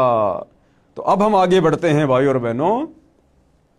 गीता अध्याय 8 श्लोक 9 की फोटोकॉपी यह श्लोक आप जी के सामने है। जो पुरुष सर्वज्ञ, अनादि, सबके नियंता, सूक्ष्म से भी अति सूक्ष्म, सबके धारण पोषण करने वाले, अचिंत्य स्वरूप, सूर्य के सदृश नित्य चेतन प्रकाश रूप और अविद्या से अति परे शुद्ध सच्चिदानंद घन ब्रह्म परमेश्वर का सुमरण करता है। अब देखो भाई और बहनों, ये गीता अध्याय 8 श्लोक 9 है। बहुत सारे भाई बहन उस समय सवाल करते हैं जब सतगुरु रामपाल जी वेदों में कबीर नाम लिखा हुआ बताते हैं कि देखो जी वेदों में उस परमेश्वर का नाम भी लिखा हुआ है, कबीर देव, कबीर अग्नि। तो बहुत सारे भाई बहन ऑब्जेक्शन करते हैं कि जी गीता जी में दिखाओ कबीर जी का गीता में कहां नाम लिखा हुआ है, क्योंकि वेदों में परमात्मा का नाम लिखा हुआ है कवि, और कवि के आगे 2 अपसर्ग लगे हुए हैं। तो गुरुदेव ने फिर क्लियर कर दिया कि ये कबीर देव है। तो बहुत सारे भाई बहन फिर सवाल करते हैं जी गीता में दिखाओ कबीर जी का कहीं नाम है। तो यदि गीता जी चारों वेदों का सार है तो गीता जी में भी तो कबीर जी का नाम होना चाहिए। तो भाई और बहनों, गीता जी अध्याय 8 श्लोक नंबर 9, इसमें साफ साफ लिखा हुआ है जो पुरुष सर्वज्ञ। अब इन्होंने ये लिखा हुआ है कवीम। अब इन गीता के अनुवादकों ने, क्योंकि इनको तत्व ज्ञान तो था नहीं, और इन्होंने कवियम की जगह सर्वज्ञ कर दिया, जबकि कोई भी कवि कभी भी सर्वज्ञ हो ही नहीं सकता। किसी भी कवि को संपूर्ण सृष्टि का ज्ञान हो ही नहीं सकता। तो असल में जो कवि की भूमिका निभाई थी वो भी कबीर जी ने निभाई थी। तो यहां पर सर्वज्ञ कर दिया, तो सर्वज्ञ तो केवल भाई कबीर परमात्मा ही है, सृष्टि में दूसरा कोई नहीं है। तो गीता अध्याय 8 श्लोक 9 में साफ साफ उस परमेश्वर का नाम लिखा हुआ है। ये कविम पुराणम अनुशासितारम अणो अणियांसम, साफ साफ लिखा हुआ है। जो पुरुष यानी जो परमात्मा, जो भगवान सर्वज्ञ है। अब सर्वज्ञ तो सारी सृष्टि में एक ही है, कबीर देव। जो पुरुष यानी परमात्मा सर्वज्ञ है, यानी सब कुछ जानने वाला है। अनादि, अनादि यानी सबसे पहले वाला। सबके नियंता यानी सबके ऊपर जिसकी सत्ता है। सूक्ष्म से भी अति सूक्ष्म, और सबके धारण पोषण करने वाले। तो भाई सबका धारण पोषण करने वाला तो एक ही परमात्मा है, परम अक्षर ब्रह्म कबीर देव। अचिंत्य स्वरूपम, सूर्य के सदृश से नित्य चेतन प्रकाश रूप और अविद्या से अति परे, अविद्या यानी अज्ञान से दूर, सच्चिदानंद घन ब्रह्म परमेश्वर का सुमरण करता है। यानी अंत समय में शरीर छोड़ते समय जो व्यक्ति परम अक्षर ब्रह्म सच्चिदानंद घन ब्रह्म यानी कबीर देव का सुमरण करता है, सच्चे सतगुरु से, तत्वदर्शी संत से उपदेश लेकर। फिर गीता अध्याय 8 श्लोक 10 की फोटोकॉपी, ये श्लोक आप जियों के सामने है। इसमें क्या लिखा गया है? वह भक्ति युक्त पुरुष अंत काल में भी योग बल से, योग बल यानी भक्ति की शक्ति से, यानी जो सत भक्ति आप और हमें पूज्य गुरुदेव भगवान ने दी है, योग यानी भक्ति, बल यानी भक्ति की शक्ति से, वह भक्ति युक्त पुरुष यानी साधक भगत अंत काल में यानी शरीर छोड़ते समय योग बल से यानी भक्ति की शक्ति से भ्रकुटी के मध्य में प्राणों को अच्छी प्रकार निश्चल मन से सुमरण करता हुआ उस दिव्य रूप परम पुरुष परमात्मा को ही प्राप्त होता है। तो गीता ज्ञान देने वाले काल ब्रह्म ने बिल्कुल क्लियर कर दिया है कि भक्ति की शक्ति से अंत समय में ये प्राणी जिसका भी ध्यान करेगा, जैसे परम अक्षर ब्रह्म का ध्यान करेगा, सच्चे गुरु से नाम लेकर, तत्वदर्शी संत से उपदेश लेकर, तो अंत काल में शरीर छोड़ते समय ये प्राणी उसी को प्राप्त होगा। किसको? परम पुरुष परमात्मा को ही प्राप्त होता है। तो यहां इस काल ब्रह्म ने बिल्कुल क्लियर करना पड़ा। जिस सच्चाई को बार बार ये छुपा रहा था, अपने को ही परम पुरुष साबित करने में लगा हुआ था अर्जुन के सामने, तो परमेश्वर ने इसकी बुद्धि फेरी काल ब्रह्म की, और हकीकत इसी के मुंह से गीता जी के बहुत सारे अध्याय और श्लोकों में निकलवा दी। अब आगे भाइयों और बहनों, गीता अध्याय 8 श्लोक 20 की फोटोकॉपी, ये इसका श्लोक है, आप जी देख सकते हैं, पढ़ सकते हैं। ये सामने संस्कृत लिखी हुई है, सामने उसका हिंदी में अनुवाद है। परंतु उस अव्यक्त से भी अति परे दूसरा अर्थात विलक्षण जो सनातन अव्यक्त है, भाव है, वह परम दिव्य पुरुष सब भूतों के नष्ट होने पर भी नष्ट नहीं होता। अब यहां पर भाइयों और बहनों अक्षर पुरुष का भी हल्का सा जिक्र आ गया। परंतु उस अव्यक्त से भी अति परे, अव्यक्त कौन? ये अक्षर पुरुष, सात संग ब्रह्मांड का स्वामी, गीता ज्ञान देने वाले भगवान से अन्य एक अव्यक्त और बताया गया है, अक्षर पुरुष। कहते हैं उससे भी परे। अब अक्षर पुरुष से ऊपर फिर कौन? सतलोक में कबीर परमात्मा, परम अक्षर ब्रह्म। परंतु उस अव्यक्त से भी अति परे दूसरा अर्थात विलक्षण जो सनातन अव्यक्त भाव है, वह परम दिव्य पुरुष सब भूतों के नष्ट होने पर भी नष्ट नहीं होता। यानी वो कबीर परमात्मा, परम अक्षर ब्रह्म, सतलोक का राजा, सभी प्राणियों के नष्ट होने पर भी वो नष्ट नहीं होता। यानी वो अकाल मूर्त है, वो अविनाशी है। आगे गीता अध्याय 8 श्लोक 21 की फोटोकॉपी। अब यहां पर भाई और बहनों गुरुदेव ने क्लियर क्या करना चाहा है कि ये खुद गीता का ज्ञान देने वाला काल ब्रह्म अपने से अन्य किसी और परम अक्षर ब्रह्म की ओर संकेत कर रहा है कि वो सबके नष्ट होने पर भी नष्ट नहीं होता। यानी ये गीता ज्ञानदाता भी नष्ट होता है, इसके भी जन्म और मृत्यु है, उस अक्षर पुरुष की भी जन्म और मृत्यु है। लेकिन अक्षर पुरुष यानी उस दूसरे नंबर के अव्यक्त से भी ऊपर जो परम अक्षर पुरुष है, कबीर देव है, जो सतलोक में रहता है, सत्य पुरुष है, वो सब भूतों के यानी सब प्राणियों के नष्ट होने पर भी नष्ट नहीं होता। तो गीता ज्ञानदाता काल ब्रह्म कह रहा है कि भैया मेरी भी जन्म और मृत्यु होती है, मैं भी अविनाशी नहीं हूं।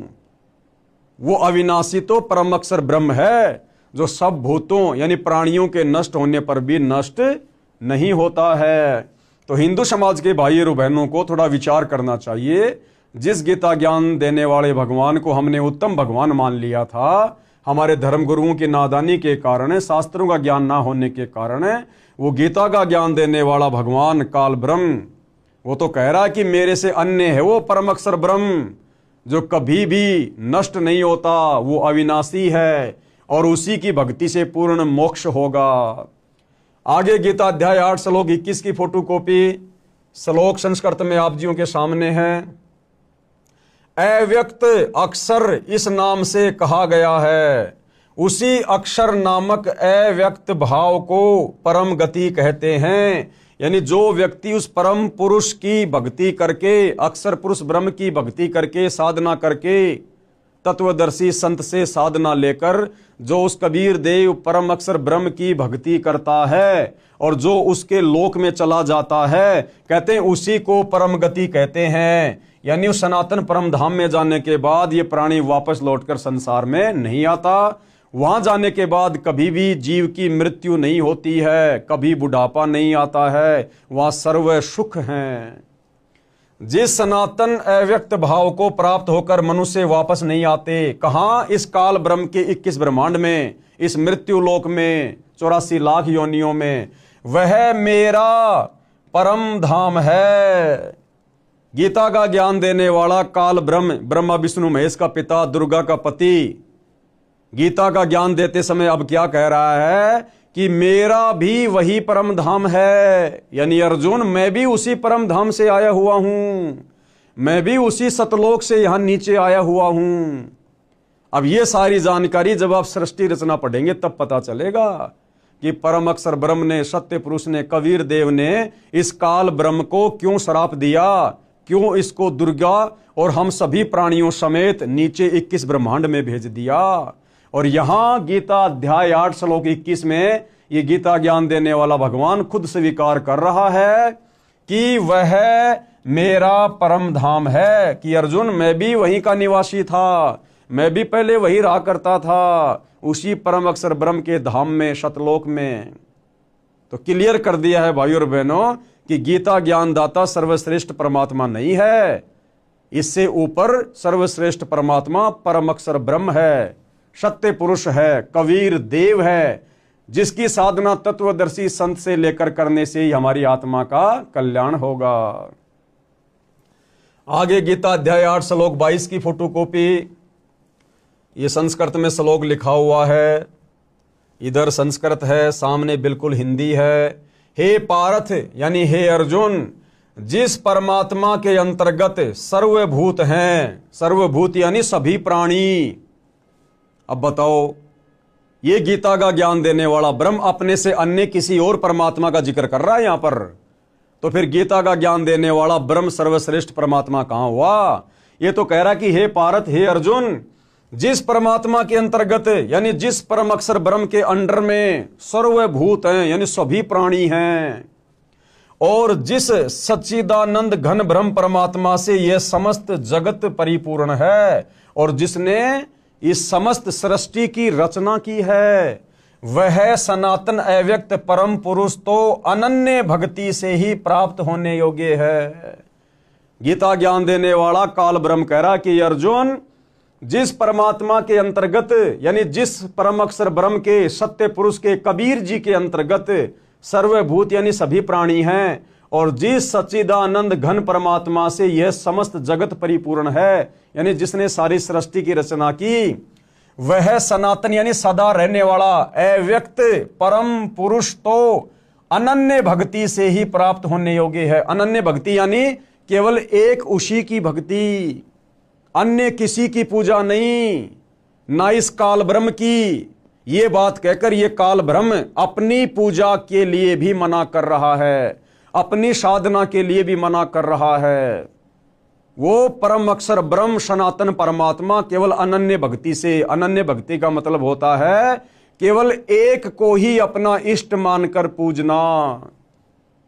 इसलिए भाइयों और बहनों, गीता जी स्वयं देवी देवताओं की पूजा को मना कर रही है, ब्रह्मा विष्णु महेश की पूजा को मना कर रही है, और गीता ज्ञान देने वाला इस 21 ब्रह्मांड का स्वामी ये काल निरंजन अपनी खुद की भक्ति करने को भी मना कर रहा है कि भैया पूजा तो केवल उस परम अक्षर ब्रह्म की करो, तभी तुम्हें सनातन परम धाम मिलेगा। आगे बढ़ते हैं भाइयों और बहनों, गीता अध्याय 15 श्लोक 17 की फोटोकॉपी। अब यहां पर बिल्कुल क्लियर कर दिया गया है, उत्तम पुरुष तु अन्य परमात्मा इति उदाहरते ये लोकत्रयम अवश्य विभर्ति अवय ईश्वर। उत्तम पुरुष तु अन्य यानी उत्तम, उत्तम यानी सर्वश्रेष्ठ, उत्तम यानी सर्वश्रेष्ठ, और ये पुरुष, पुरुष यानी परमात्मा, गीता का ज्ञान देने वाला भगवान, ये काल ब्रह्म, ब्रह्मा विष्णु महेश का पिता, दुर्गा का पति, स्पष्ट कर रहा है कि अर्जुन सर्वश्रेष्ठ परमात्मा तो कोई और ही है, यानी स्वयं गीता का ज्ञान देने वाला काल ब्रह्म सर्वश्रेष्ठ परमात्मा नहीं है। और क्या कह रहा है? उत्तम पुरुष तो अन्य ही है, उत्तम यानी सर्वश्रेष्ठ, और ये पुरुष यानी भगवान, कहता है वो तो अन्य ही है अर्जुन, मेरे से अन्य है, जो तीनों लोकों में प्रवेश करके सबका धारण पोषण करता है। तीनों लोक ये ब्रह्मा विष्णु महेश के लोक नहीं, तीनों लोक ये पाताल स्वर्ग और पृथ्वी नहीं, पूरा 21 ब्रह्मांड इस काल का एक लोक है। दूसरा लोक कहा जाता है अक्षर पुरुष के 7 संग ब्रह्मांडों को, और तीसरा लोक कहा जाता है ऊपर के 4 अविनाशी लोकों को, यानी 21 ब्रह्मांड एक लोक हो गया, अक्षर पुरुष के ब्रह्मांड ये दूसरा लोक हो गया, और ऊपर के चारों अविनाशी लोक, शतलोक, अगमलोक, अलकलोक, अनामी लोक, इन चारों को मिलाकर एक लोक की संज्ञा दी गई है कि जो परमात्मा, जो उत्तम पुरुष तीनों लोकों में प्रवेश करके सबका धारण पोषण करता है। उत्तम पुरुष तो अन्य ही है जो तीनों लोकों में प्रवेश करके इन तीनों लोकों के अंतर्गत सारी सृष्टि आ जाती है, जो तीनों लोकों में प्रवेश करके सबका धारण पोषण करता है। अविनाशी परमेश्वर और परमात्मा इस प्रकार कहा गया है। ये गीता ज्ञान देने वाला कह रहा कि अर्जुन, इसलिए मैं उसको परमेश्वर कहता हूं, अविनाशी कहता हूं। क्यों? क्योंकि वो तीनों लोकों में प्रवेश करके यानी सारी सृष्टि का धारण पोषण करता है, इसलिए वो मेरे से अन्य उत्तम परमात्मा है, उत्तम परमेश्वर है। और उसी की भक्ति करने से जीव आत्मा का सदा सदा के लिए जन्म और मरण से छुटकारा होता है, अन्य कोई चारा नहीं है। तो अब विशेषकर हिंदू समाज से जुड़े श्रद्धालुओं को अपनी आंखों से गीता जी के ये प्रमाण देखकर विचार करना चाहिए, चिंतन करना चाहिए कि गीता जैसा पवित्र ग्रंथ हमें अध्यात्म के विषय में क्या मार्गदर्शन कर रहा है, भक्ति और भगवान के विषय में हमें क्या कहना चाह रहा है। और हमारे नादान धर्म गुरुओं ने तत्व ज्ञान के अभाव में हमें गीता और वेदों का क्या उल्टा पाठ पढ़ा दिया है, हमें भगवान और भक्ति की परिभाषा से कोसों दूर कर दिया है। तो आगे बढ़ते हैं भाइयों और बहनों, गीता अध्याय 2 श्लोक 17 की फोटोकॉपी, यानी फिर से गीता का ज्ञान देने वाला ये काल ब्रह्म, ब्रह्मा विष्णु महेश का पिता, दुर्गा का पति, अपने से अन्य उस परम अक्षर ब्रह्म की जानकारी दे रहा है, अपने से अन्य उस सर्वश्रेष्ठ परमात्मा के विषय में बता रहा है। और क्या कह रहा है? गीता अध्याय 2 श्लोक नंबर 17 आप जी की आंखों के सामने है। नाश रहित तो तू उसको जान जिससे यह संपूर्ण जगत व्याप्त है। यह आपकी आंखों के सामने संस्कृत है।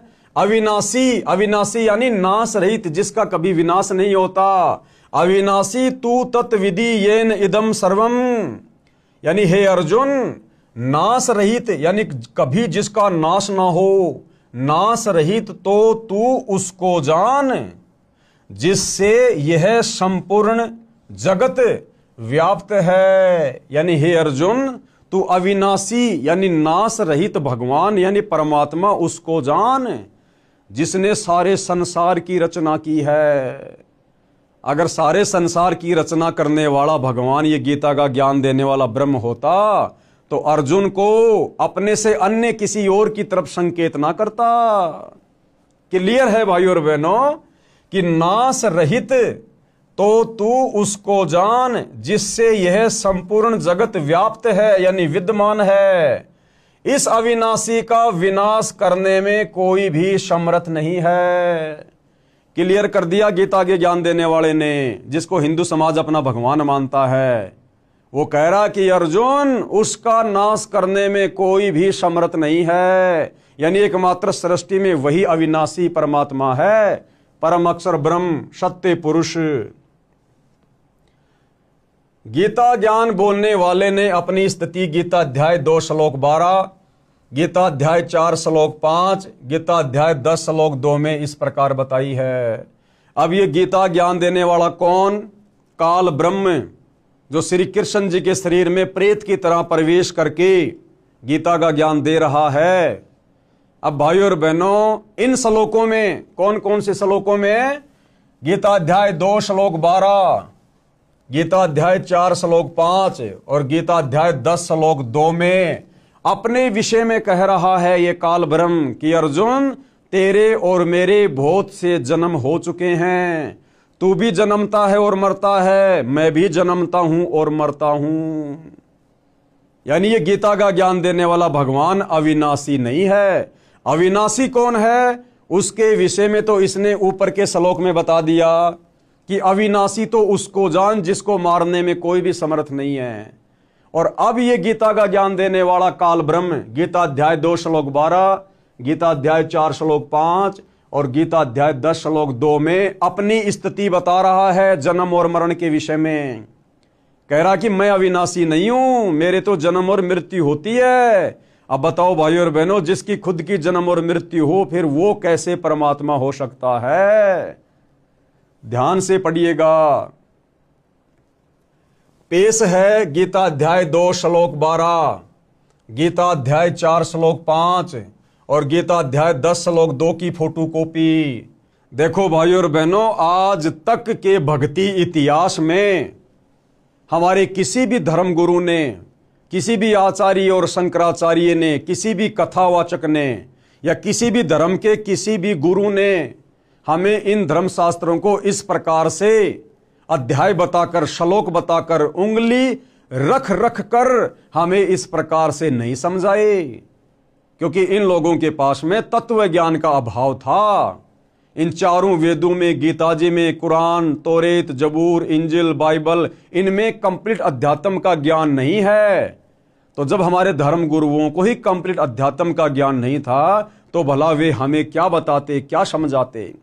और जैसा उन्होंने अपनी बुद्धि स्तर से इन धर्मशास्त्रों को समझा आधा अधूरा, वही आधा अधूरा ज्ञान इन्होंने समाज में पेश कर दिया। और हम नादानों ने उनको संस्कृत के ज्ञाता मानकर, अध्यात्म के मार्गदर्शक मानकर, उनके द्वारा बताए गए आधे अधूरे ज्ञान को हमने सर्वश्रेष्ठ ज्ञान मानकर स्वीकार कर लिया, जिस कारण से हमारी मुक्ति नहीं हो पा रही।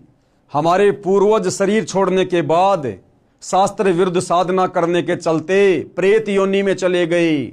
आज उनके श्राद्ध निकलवाए जा रहे हैं। श्राद्ध निकलवाने का मतलब है हमारे जो पूर्वज हैं वो भूत बने हुए हैं, भूत। तो भाई और बहनों, अब हमें वो सर्वश्रेष्ठ भक्ति सतगुरु रामपाल जी के सानिध्य में प्राप्त हुई है, जिस सत भक्ति को करके ना हमने भूत बनना, ना प्रेत बनना, ना हमने भ्रमना भटकना, ना हमने नरक में जाना, ना हमारा कभी जन्म होगा, ना कभी फिर हमारी मृत्यु होगी।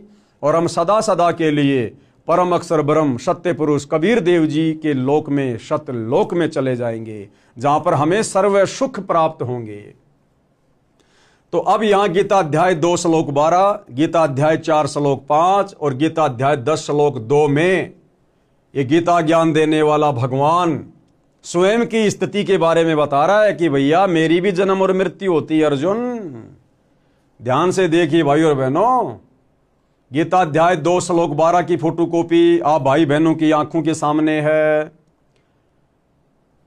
गीता अध्याय 2 श्लोक 12, ये संस्कृत में श्लोक लिखा हुआ है, आप जी अपने घर पर रखी गीता जी से मिलान कर सकते हैं। न तू एवं एवं अहम जातु न आशम त्वम न आसी। क्या लिखा हुआ है? न तो ऐसा है कि मैं किसी काल में नहीं था। अब इसका क्या मतलब है भाई और बहनों? ये गीता ज्ञान देने वाला काल ब्रह्म, दुर्गा का पति, ब्रह्मा विष्णु महेश का पिता, ज्योति निरंजन क्या कह रहा है अर्जुन को? न तो ऐसा है कि अर्जुन ऐसा भी नहीं है कि मैं किसी काल में नहीं था, यानी मैं हर समय रहता हूं, यानी मेरा जन्म होता रहता है। न तो ऐसा ही है कि मैं किसी काल में नहीं था, अथवा तू नहीं था, अथवा ये राजा लोग नहीं थे, क्योंकि महाभारत के युद्ध में बहुत सारे राजा लोग खड़े हुए थे, उनके विषय में कहा जा रहा है कि अर्जुन न तो ऐसा है कि किसी भी काल में मैं नहीं था या तू नहीं था या फिर ये राजा लोग नहीं थे, और न ही ऐसा ही है कि इससे आगे हम सब नहीं रहेंगे, यानी आगे भी हमारे जन्म होते रहेंगे, हम मरते रहेंगे और हमारे जन्म होते रहेंगे। आगे चलिए गीता अध्याय 4 श्लोक 5 की फोटोकॉपी। ये गीता अध्याय 4 श्लोक 5 की फोटोकॉपी है भाई और बहनों। पीडीएफ में थोड़ा क्लियर नहीं आ रहा है, इसलिए दास ने साइड में उसकी फोटोकॉपी लगा दी है। आप जी गीता अध्याय 4 श्लोक 5 को देख सकते हैं। इसमें गीता ज्ञान देने वाले काल ब्रह्म ने बिल्कुल क्लियर कर दिया अपने जन्म के विषय में। और क्या कह रहा है? हे परंतप अर्जुन, मेरे और तेरे बहुत से जन्म हो चुके हैं, तू उनको नहीं जानता किंतु मैं जानता हूं। क्लियर कर दिया है गीता ज्ञान देने वाले ने कि मेरा जन्म और मृत्यु होती है, कि हे परंतप अर्जुन, तेरे और मेरे बहुत से जन्म हो चुके हैं, किंतु उन सबको तू नहीं जानता, मैं जानता हूं।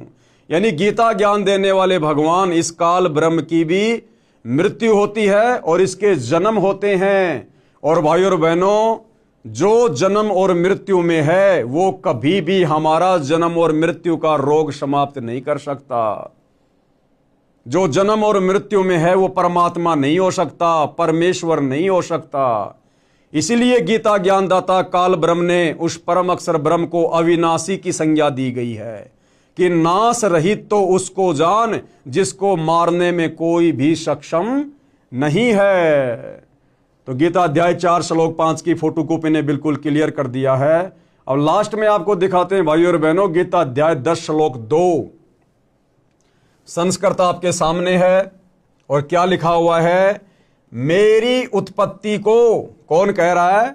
ये काल ब्रह्म, गीता का ज्ञान देने वाला, कि मेरी उत्पत्ति को, उत्पत्ति यानी जन्म लेने की प्रक्रिया को। तो जिसकी उत्पत्ति होती है भाइयों और बहनों उसका विनाश भी होता है, यहां का नियम है। तो काल ब्रह्म खुद कह रहा है कि मेरी उत्पत्ति को यानी जन्म लेने की प्रक्रिया को, अर्थात लीला से प्रकट होने को न देवता लोग जानते हैं और न ही महर्षि जन ही जानते हैं, क्योंकि ये काल ब्रह्म इन सबको अपने कंट्रोल में रखता है। ये किस ब्रह्मांड का स्वामी है, ये दुर्गा का पति है, ये गुप्त रहता है, किसी के सामने अपने ओरिजिनल रूप में नहीं आता, क्योंकि इसका विकराल चेहरा है, देखते ही आदमी का कलेजा फट जाए, क्योंकि इसको श्राप लगा हुआ है परम अक्षर ब्रह्म से, कबीर देव से। इसलिए ये गुप्त रहता है 21वें ब्रह्मांड में और सारा का सारा कार्य अपनी पत्नी दुर्गा और अपने तीनों पुत्रों ब्रह्मा विष्णु महेश के माध्यम से करवाता है। तो ये कह रहा है कि मेरी लीला से प्रकट होने की, अर्थात मेरे जन्म लेने की प्रक्रिया को न तो देवता लोग जानते हैं और न ही महर्षि जन जानते हैं। अब भाइयों और बहनों, ब्रह्मा विष्णु महेश से भी इसने सच्चाई को छुपा रखा है कि यदि मेरे विषय में इस सच्चाई का मेरे तीनों पुत्रों को पता चल गया तो ये मेरे लिए कार्य नहीं करेंगे। ब्रह्मा जीवों की उत्पत्ति नहीं करेगा, विष्णु उनका पालन पोषण नहीं करेगा और फिर अंत में शंकर जी तमोगुण के प्रभाव से उनको मार मार के मेरे पास भोजन के लिए नहीं भेजेगा। इसलिए ये काल गुप्त रहता है और सारा कार्य धोखे में रखकर अपने तीनों पुत्रों को मैनेजर बनाकर करवा रहा है। इसलिए कह रहा है कि मेरी उत्पत्ति को, अर्थात लीला से प्रकट होने को न तो देवता लोग जानते हैं और न ही महर्षि जन ही जानते हैं, क्योंकि मैं सब प्रकार से देवताओं का और महर्षियों का भी आदि कारण हूं। यानी 21 ब्रह्मांड में इस काल के अंतर्गत जितने भी देवी देवता हैं, ब्रह्मा विष्णु महेश है, ये महर्षि जन है, ये सब इस काल के अधीन हैं, इनकी पहुंच काल तक नहीं है। इसीलिए तो भाइयों और बहनों, आज तक ये अध्यात्म ज्ञान बिल्कुल 0/0 था। किसी ने भी परमात्मा के विषय में सटीक जानकारी नहीं दी, जिससे भी पूछा उसी ने बता दिया परमात्मा तो निराकार है, क्योंकि सब काल के नीचे हैं और ये गुप्त रहता है, किसी के सामने नहीं आता। इसलिए अपनी असलियत बताने के लिए दुर्गा को भी मना कर रखा है कि मेरे विषय में यदि किसी को सच्चाई बता दी तो मेरे से बुरा और कोई नहीं होगा। ये आप जिस सृष्टि रचना को पढ़ेंगे तब पता चलेगा। इसलिए इस 21 ब्रह्मांड के सभी प्राणी ब्रह्मा विष्णु महेश से ज्ञान प्राप्त, ये नीचे के ये महर्षि जन, साधु संत महात्मा, ये सब लोग भ्रमित हैं भक्ति और भगवान को लेकर। आगे बढ़ते हैं भाइयों और बहनों, इन श्लोकों में स्पष्ट किया है कि हे अर्जुन, तेरे और मेरे बहुत जन्म हो चुके हैं। कौन कह रहा है? गीता का ज्ञान देने वाला ये काल ब्रह्म। इन श्लोकों में स्पष्ट किया है कि हे अर्जुन, तेरे और मेरे बहुत जन्म हो चुके हैं, तू नहीं जानता, मैं जानता हूं। मैं और ये राजा लोग तथा तू पहले भी जन्मे थे, आगे भी जन्मेंगे। अब भैया जिसका जन्म और मरण है वो भगवान कैसे हो सकता है? खुद गीता ज्ञान देने वाला काल ब्रह्म स्वीकार कर रहा है। मेरी उत्पत्ति को न ऋषिजन जानते हैं न देवता जानते हैं। हम रामपाल दास व अनुयायी गीता का आदेश पालन करते हुए उसी परमेश्वर की शरण में जा चुके हैं। हम परम अक्षर ब्रह्म यानी सत्य पुरुष जी को इष्ट रूप में प्रतिष्ठित करके अपने धर्म कर्म तथा पूजा साधना करते हैं। अन्य विश्व के सभी धर्मों व देवों का सम्मान करते हैं। दास यानी लेखक कौन? सतगुरु रामपाल जी। आप हिंदू साहिबानों व विश्व के सब मानव से प्रार्थना करता हूं कि आप भी अविलंब उसी की शरण में जाओ। किसकी शरण में? परम अक्षर ब्रह्म की शरण में, जिसकी शरण में जाने के लिए खुद गीता ज्ञानदाता, ये गीता का ज्ञान बोलने वाला काल ब्रह्म भी कह रहा है। आप सबका मानव जीवन धन्य हो जाएगा। धन्य होने का मतलब है पूर्ण मुक्ति हो जाएगी सदा सदा के लिए उस अविनाशी परमात्मा के अविनाशी लोक में, परम पुरुष के सनातन परम धाम में, सतलोक में चले जाएंगे सतगुरु रामपाल जी से शास्त्र अनुकूल सत भक्ति लेकर, और सदा सदा के लिए इस काल लोक से हमारा जन्म मरण का झंझट ही समाप्त हो जाएगा। दूसरी कोई भी भक्ति पूर्ण मुक्ति की संसार में नहीं है। फिर आगे सवाल खड़ा होता है, किसी ने सवाल किया है, क्या सवाल है? आप लेखक रामपाल दास के धर्म का क्या नाम है? इष्ट कौन है? साधना क्या की जाती है? किस शास्त्र को आधार मानते हो? तो पूज्य गुरुदेव भगवान क्या उत्तर दे रहे हैं? पुस्तक के प्रारंभ में मैंने अपना धर्म स्पष्ट कर दिया है। क्या? हमारा धर्म मानव है।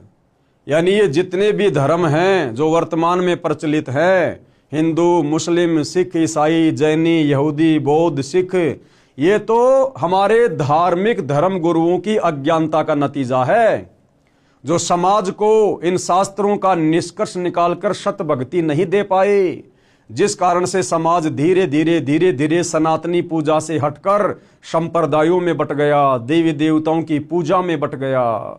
तो ये जो तथाकथित धर्म है, ये तो हमारे नादान धर्म गुरुओं की देन है।